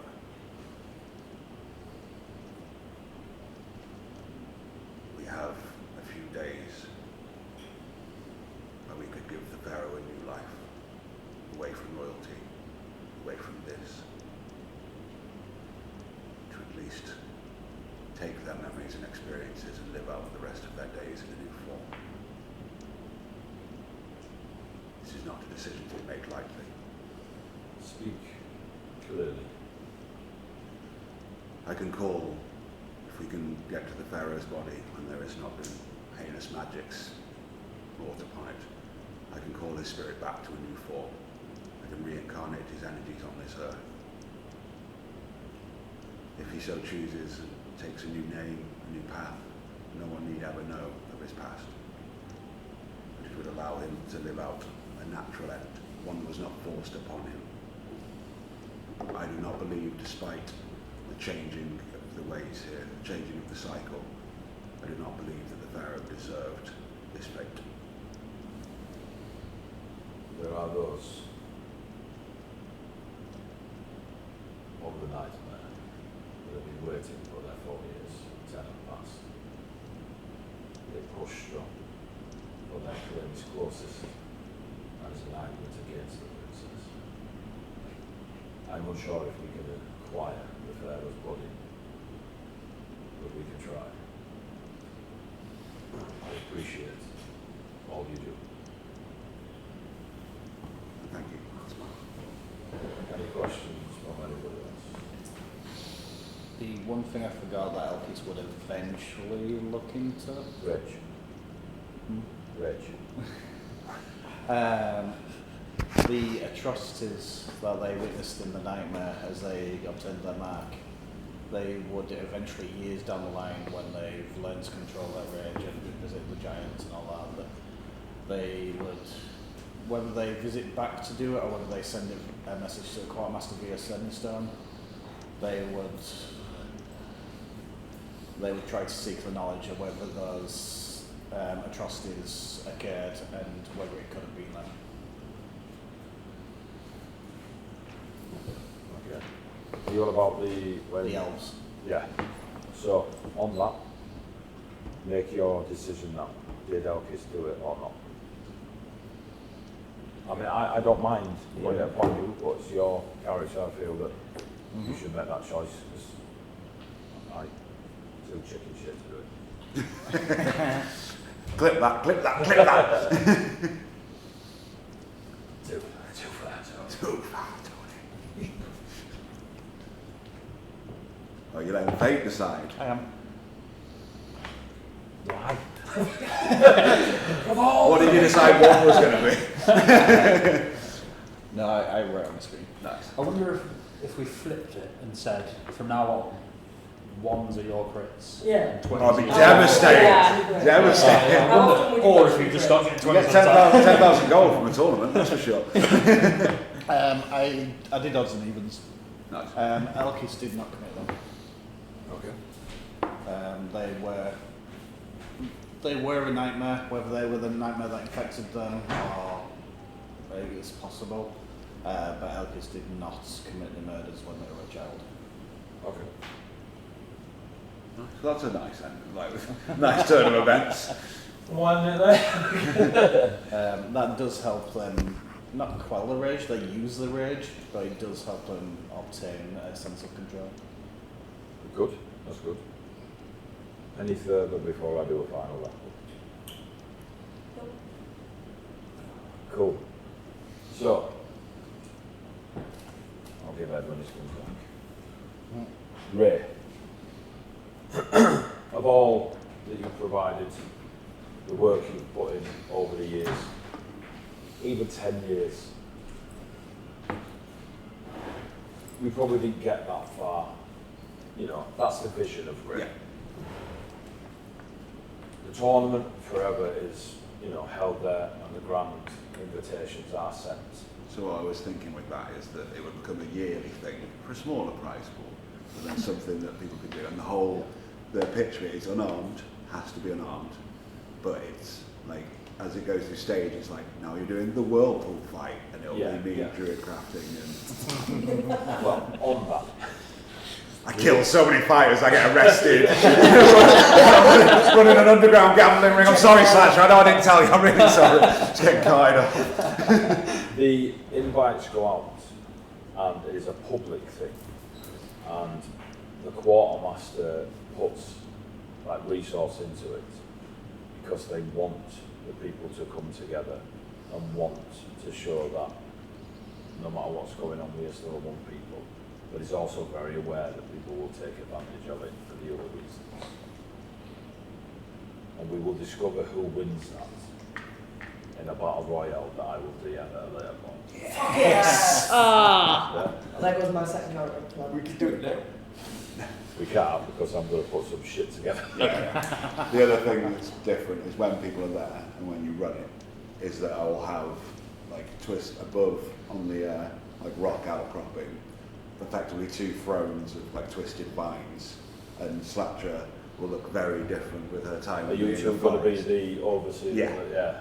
And she will look like a queen of the forest, like her hair, her cloak, everything. Jesus Christ! Super flammable, just say. I was going to say, over time, the mithril... Does anyone have any? No, we're doing I'm it with you. literally adding- Roll for you, go on. the mithril streak in her hair as she progresses with her freedom. The black has completely gone out of her hair. It's just mithril hair. It's just mithril hair. The horn, like the crown of like horns that she's pretty much always had. They become almost like short dragon horns in ivory. That's pretty nice. I will cast many faces upon myself and look like Eric. Turn up to your board. Fan art, go! I never loved the druid anyway. Oh, it's alright. Etienne becomes a throuple with us. Yeah, Etienne, after seeing these two decide that freedom can be shared, goes, huh, We'll And, be lazily sat at our feet, like lounging. Yeah. Right, well, Califair's just stood against the wall. you free to DM that yourself. Cool. Right. That'll be streamed on OnlyFans. I won't be DMing. No, we'll be DMing each other. Oh wow. Not DP, but never mind. Right, so it's 4 o'clock. That's watershed. Rich can take it. Rich can take it anyway. So to you, Ray, that's what will happen. Yep. Great. There is a fear/respect about you in the lands of Portamere. All the things that you needed to help with the going to city and towns and the things you've been needing for, like you say, I will exhaust myself. The princess asks you at some point if that you would honour her with a hand wrapping, as she has found her true love and feels, you know. The rings that they have designed, one is a sapphire blue stone, and the other one is 2 sapphire eyes to match the stone. Fucking genius. All those damn earrings. Assuming you perform it, they are wed. And your name along throughout Portamere, this great creature of nature sent to Portamere to protect them from the chaos of nightmares and dreams. The power of the land versus that of slumber. There's reputation and story everywhere you go. And eventually your grand tournament will be held multiple times leading up to a grand final. Nice. Thank you. In the shadows of the grand tournament, you see the competitors queuing, and you both sit there putting on your outfits for the opening. You look out across those that have turned up, and you watch. They're tall, broad, strong, thick of arms, slender, more torn, thick, usually all manner of unarmed warrior. And one stands out to you, and you look. She has short, white, spiky hair. She's 8 foot tall, with a cookie pot under her arm. Can't wait to kick Nana's Next ass. to her is the young bard that you saw, his raven cloak. And next to him, someone wrapped in the garb of the desert, white wrappings and pale wrappings, a spell book on their hip. You are unsure of who they are. And that is where it is. Kind of fair, because this is a real fucking short. Real short, how we like it. You've died many times now, kind of fair, and you've been reborn and reincarnated. There was a moment where you were getting pissed off with the world. Maybe the DM, who knows? We all saw it. Migraines assaulted you in the good times. That was mean. Your escape from the forest of fantasy zapped you of your energy. But you stood strong and made it to the end. Fucking fancy post. You become incredibly adept at your skill set. It becomes a focus without any comparison. You don't have distractions. You don't need to worry about who killed you, why they killed you. That's all been put to bed. You have nothing in front of you but life. As you said, the princess has your blades. The power you amass just in yourself. Nobody works with you, just they get in your way. When stuff needs doing, you are sent. Go out, achieve successfully, come back. You will become not personal blade of the princess, but the quartermaster treats you as a weapon that has never missed its mark.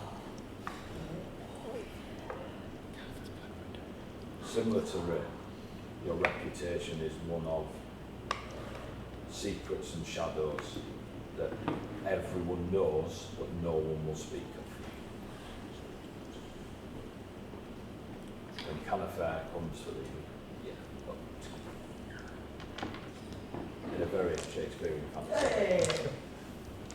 Are you happy with that? Yeah. Oh shit. Totally not fancy. I know jump to this table, because I feel like I'm leaning. Elkis, you enter combat with the giants of the Pride Mountains. You turn into your true form, because surely the goblin elf was merely a skin that you could throw away and embrace the great pink growth of the mountains. You fight them well, you receive scars, you give some scars, and eventually a flyer will come to you, a grand tournament in the lands of Portavia. You haven't heard from the quartermaster for a while, so you're unsure if the civil war's over, the princess is all there, or if this is the enemy that has won and celebrating the grand fight. Elkis finds herself not completed, but in a state of, I know who I am, what I can do, and where I go is my choice. You face a nightmare creature. It attacks you during your camp. When you destroy it, it doesn't dissipate. It stays as a body. The coloration of its blues and purples fade away and it is left blood red. It whispers two words. Sanguine.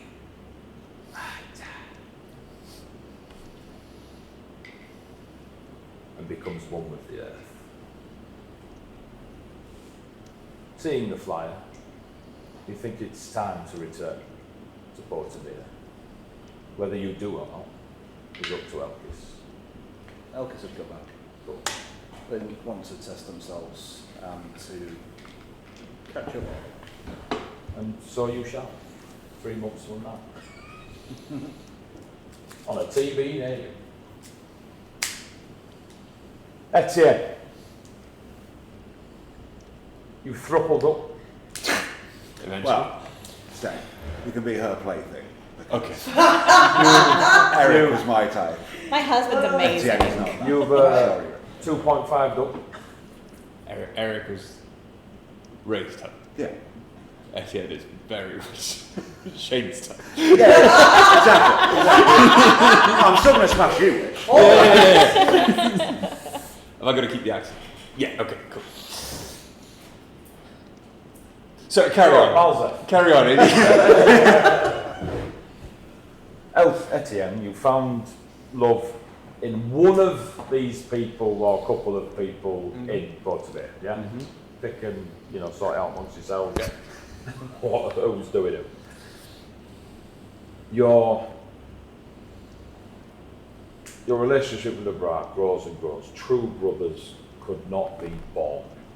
Like the friendship you have is made. As you highlighted before, you taught him what to do. You taught him the skills. But you've always known his mind has been sharp.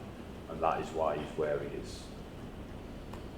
Seeing his daughter married off to the princess, Ray being the one to do it, gives you like you said, a greater purpose. It strengthens your already loyal purpose. As the reputations of Ray and Canifair spread, Etienne, the one with the playing cards, is feared more than most, if not all. Nebra is the one that wears the mask and speaks whispers in your ear.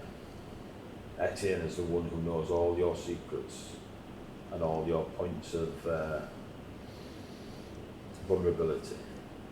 If they come for you, they won't have Canifair on their shoulder. They won't have a great bear falling from the skies riding away on. But now you've doubled up to 2 animals. At once! Never do you draw a blade. A warrior in the shadows walking with a stick. If you find a playing card in the night, it's over.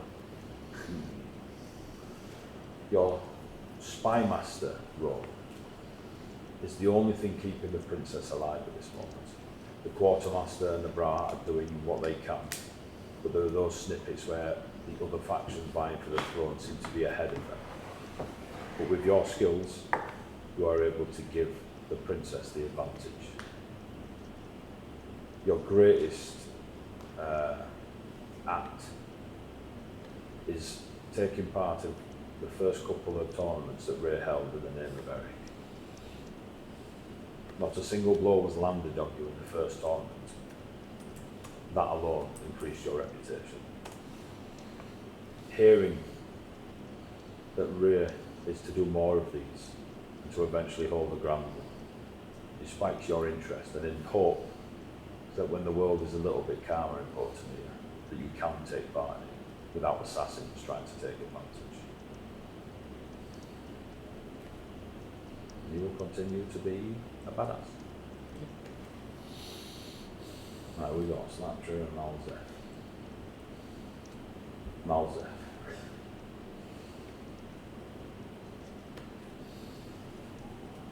You wander the desert for longer than you can count.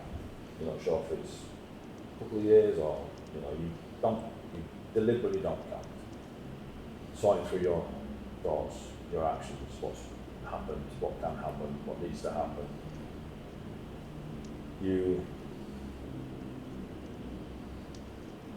choose to let magic take care of itself for a while and return to what you used to do as a child and learn through books.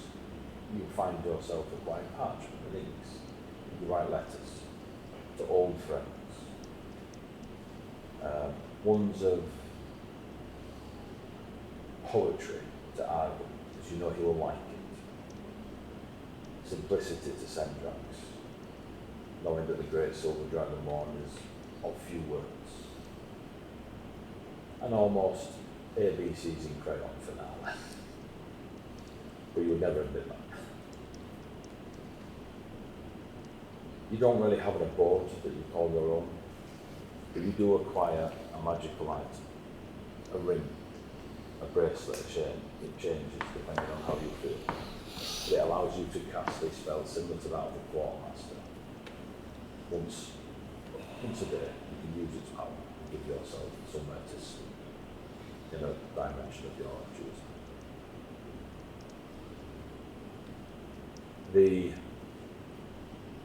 You find yourself writing a letter to Nala. More to Arden, but to let Nala know that the letter's to her, just so there's no arguments, and that you've heard of a grand martial tournament. You're unsure of when, if you've missed it or not, you're unsure, but that you'd like to meet up with them and catch up. Whilst you're just signing off your name, you draw a blue sapphire stone, and your ink becomes blue, and you colour it in. And then you draw another one next to it, and tilt it, and it looks like two sapphire eyes. And for no reason you think of the princess and smile. You send your letter. Days, months pass. Again, trying to understand what you should do next. You sit on the sands. You've left the desert now and then, but you always return to the Nagori desert. And you sit on the sands and you see again, every few months, Nakora herself, or so it seems. You try to approach, instantly she disappears. When she doesn't, you never get any closer. And she never moves, but you cannot get close.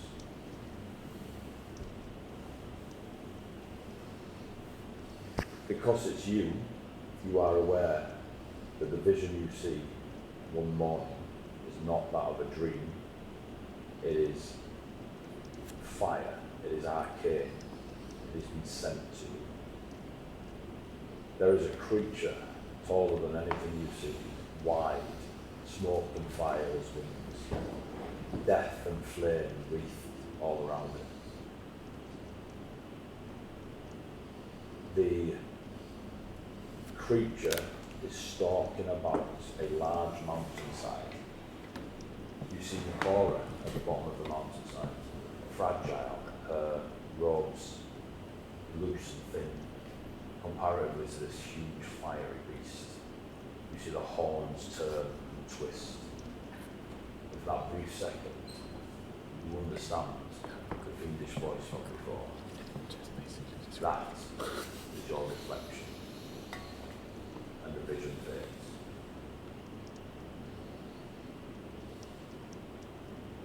You give a place that Nala and Argon and Sendrax would meet you. You make your way there. It is a small tavern in a place called Victoria. You've only been once or twice. In a town called Buxy Bay, you know Nala. To some, Shaggerton. You're very confident whatever your friends are doing. Once Nala knows you're meeting in Buxy Bay, she will go.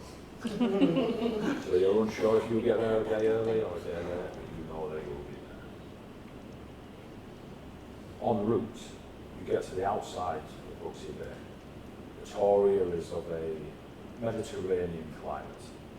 It's the best way I can describe it. You're outside, you're headed down the cliffs towards, you see the town beneath you, you see those ships coming in, and it fits the reputation you've heard of others on your way here. Just to your left, a small farmstead, a vineyard of sorts. You see a young couple. One has a blue scarf around their neck, and the other one she bears a summer sort of dress on. And you watch them curious. The man with the scarf, the blue scarf, takes a knee, and he proposes to the woman in summer dress. And you smile, and you walk into Buxy Bay. For the wedding will also be DM'd by me. That's a later day. You good with that one? Slatra. Many moons ago, you took part in an adventure that took almost 24 hours at a time. And you requested that you would just witness those adventurers and be calm. Things went in the opposite direction, and here we are now.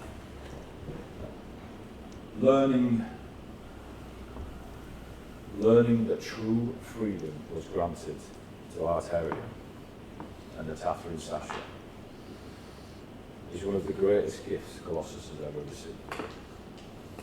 The Tatharin Sasha was a hurting soul, broken, never to be fixed. Arterion spent all of his life trying to give the Tatharin what you gave them to. The wondrous blade you carry is exactly that. It is not a great weapon of death. It does not summon dragons or bring down fireballs. It is a beautiful weapon that you are grateful to wield. Your time wandering, you meet new friends, you learn new skills. You eventually do return to Portalia, to the Glade of Eric and to Ray. As we've already heard, Ray didn't want to be alone anymore. And now Portalia seems to be your home for the coming future. Watching these fights that Ray has been arranging, you stay close to Ray, because you are aware that every blow swung and every moment of camaraderie between those warriors taking part, you can see affect Ray. Because that's where his relationship started with Eric, in camaraderie, and it grew. As time passes, Etienne becomes more frequently involved. As a 2.5, not trouble. When suggested from Ray that you hold a grander tournament and bring all of those of the world here to fight amongst Eric's spirit, you immediately say yes. You don't even question it.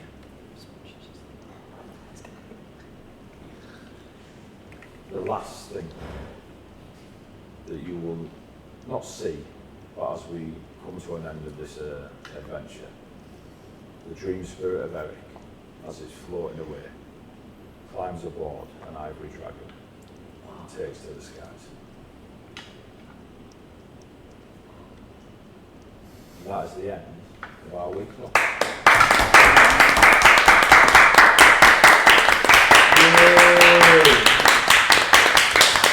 Sorry, headphone listeners, that was probably quite sharp. So, thank you, AD. Thank you. You are very welcome. Thank you all. Sorry to the person who's just joined and said afternoon all. It's bizzle. It's Yeah. alright. We basically did a speed run of Chris, AD's 60-hour content. Thanks for joining, Chris. Thank you. I'll let you know what happened. Watch it on YouTube. Yeah, Chris is a good one. Right, thank you to Shane for a Battle Royale one-shot coming up. Yeah! Thank you to Ted Wood for a wedding one-shot. Yeah! I will tell you now, it'll be very different to other D&D weddings you've seen. Thank you to Jade for fantasy foresting it and then sticking it out for a week. Thank you for Tony for driving 4 hours, be beautifully pink. And apparently I'm doing a burlesque one-shot, so thank you for that. Thank you. How did I get 3 one-shots out of this?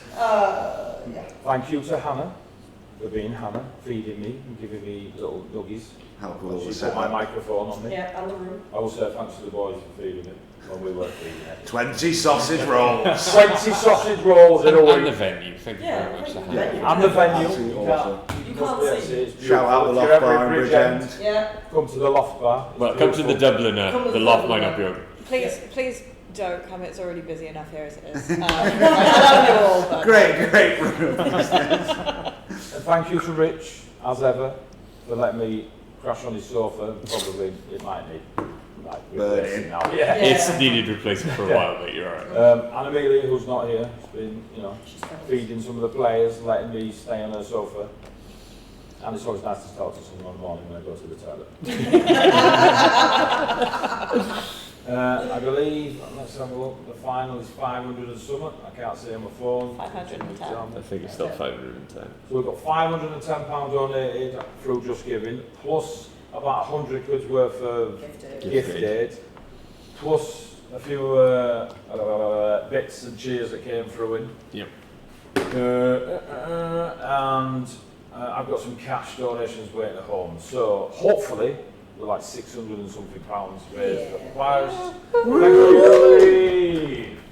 That will bring us up to 16,000 and a bit over the last 5 or 6 years that we've been doing these streams. So anyone who's watching this, I'll be putting posts out and everything. Super thank you. It's appreciated. It's just amazing that we can do this without having to run marathons. So Thank you to our dedicated watchers as well. yes. Chuckles, you're a beast. Thank you, Reese. Thanks, Thank you, Reese. Reese. Oh, thank you, You're a Reese, for all the dice Thank you, as Bizzle, well. You're a beast. Thank you, We Biggie, will- for the re-rolls. I will do a short video of who wins the dice giveaways. The miniature came from Crafted Campaigns. He's over here, Please go check out them. hiding in the shadows. There are photos on Gorgeous Facebook and bastards, such. yeah. I'll put them in Discord and all that good stuff. So yeah, thank you to our sponsors. So before we wrap up, some of you are watching will watch us quite often, I assume. A lot of you will watch Ricardo on Dice of the Beholder. Years. Years ago, Rich was running on Dice of the Beholder and I threw the heavy stuff together. We started streaming, we were back and forth, we were nerding out together, and Rich came and brought his beautiful nerds onto heavy. We got to see the Chronicles of Needham play out over the next couple of years, and it was beautiful. We've had a couple of one-shots together. Rich has been maniac enough to run things like Vampire the Masquerade on here. We did a Skinny Minis thing that sort of started, but I got to play a beautiful Earth Elemental, so I was happy. That's good. Yeah, so what we are going to do now is part ways. So for those of you who have been watching over the past few months, Rich has essentially given his soul over to tabletop. Rich is part of a Curse of Strahd campaign, which is run by John over at Alder and Fable. There should be a link in the thing. There will be in a second. John is a brilliant dungeon master, DM into DMs, and does lots of other things, so go check him out, you can learn about that. Chronicles of Needham also returned.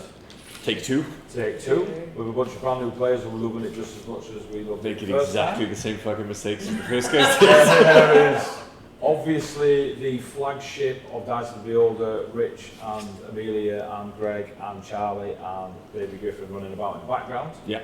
For those that don't know, Baby Griffin is the first paladin of Colossus. So yes, so it's cool to see them still banging out their descent into Avernus / Barovia / whatever well they jump down. Whatever plot hook they... They grab them all over. And there may be new things coming. So what we're going to do is part ways this very moment. Yeah. I'd like to say a massive thank you to Rich. Thank you, mate. Dice Thank of you the for having Beholder, us. anyone that's been on it, anything he's done for the stream. We've done lots of charity building over the years. So thank you, Ricardo. I'm not stopping. I'm not stopping. I'm getting that, I'm getting Yeah, that. sorry.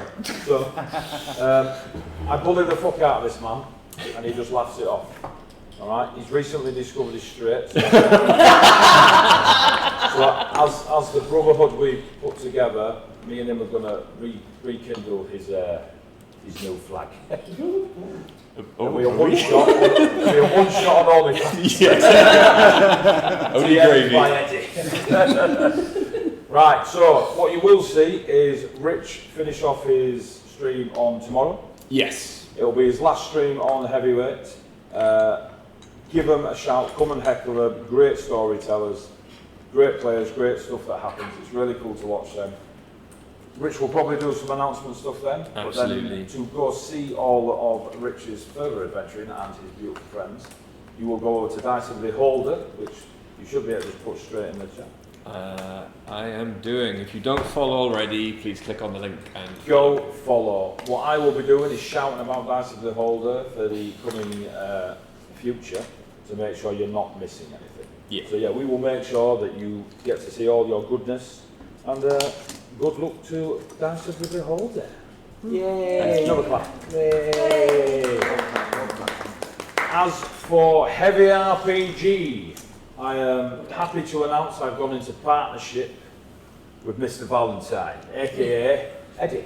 Hey! So myself and Eddie, now we've got a bit of freedom because Richard fired us. Myself and Eddie have got a lot of plans for tabletop and nerding and all that good stuff. So hopefully you'll see that on the channel. And apparently I've got a burlesque one shot, a battle royale, and a wedding to sort out. And 53 people to turn up to a battle royale. So there'll be lots of stuff coming. We'll still be doing charity work. Yeah. We'll still all be nerding out together. Oh yeah, doesn't mean you're never going to see me on this channel ever again. Ever again. I'm still waiting for you to sort out the Which Marines? Lord of the Rings. You wanted to do the Lord of the Rings, and I need to be the smoking ranger in the shadows corner. As long as I haven't gone the second's not pugilist, you can do what. No, mate, I've looked at the Lord of the Rings classes, the way they work them. They're really good. Yeah. For the setting. Yeah. Look at what, and so there'll be Lord of the Rings stuff. Right, I'm going to wrap it up now. Yes, it was supposed to be till midnight, but the players have been brilliant. We've had lots of adventuring, lots of fights, lots of deep lore. The world of Colossus has changed. For those of you that know, I continue every adventure into the next. So whatever these players do affects the new players. It's been amazing. Catch you all soon. That's still us, yes. And for now... Actually, saying that, you've got 30 seconds. 30 seconds. Donate 500 quid and we'll keep going. Do you know what? He's got us again, Steve. He's got us. I mean, donate 500 quid in the next 30 seconds and we'll keep going. I'll run Stradamus Die tonight until fucking midnight. I'll run a zombie one shot. Run 500. Yeah, zombie one shot from Shane. Guys, let's wrap it up. Alright. Love you all. Much love, everybody. You guys watching YouTube, all that good stuff. For the final time this week, say good night, players. Good night, players. See you later. Well done, everybody.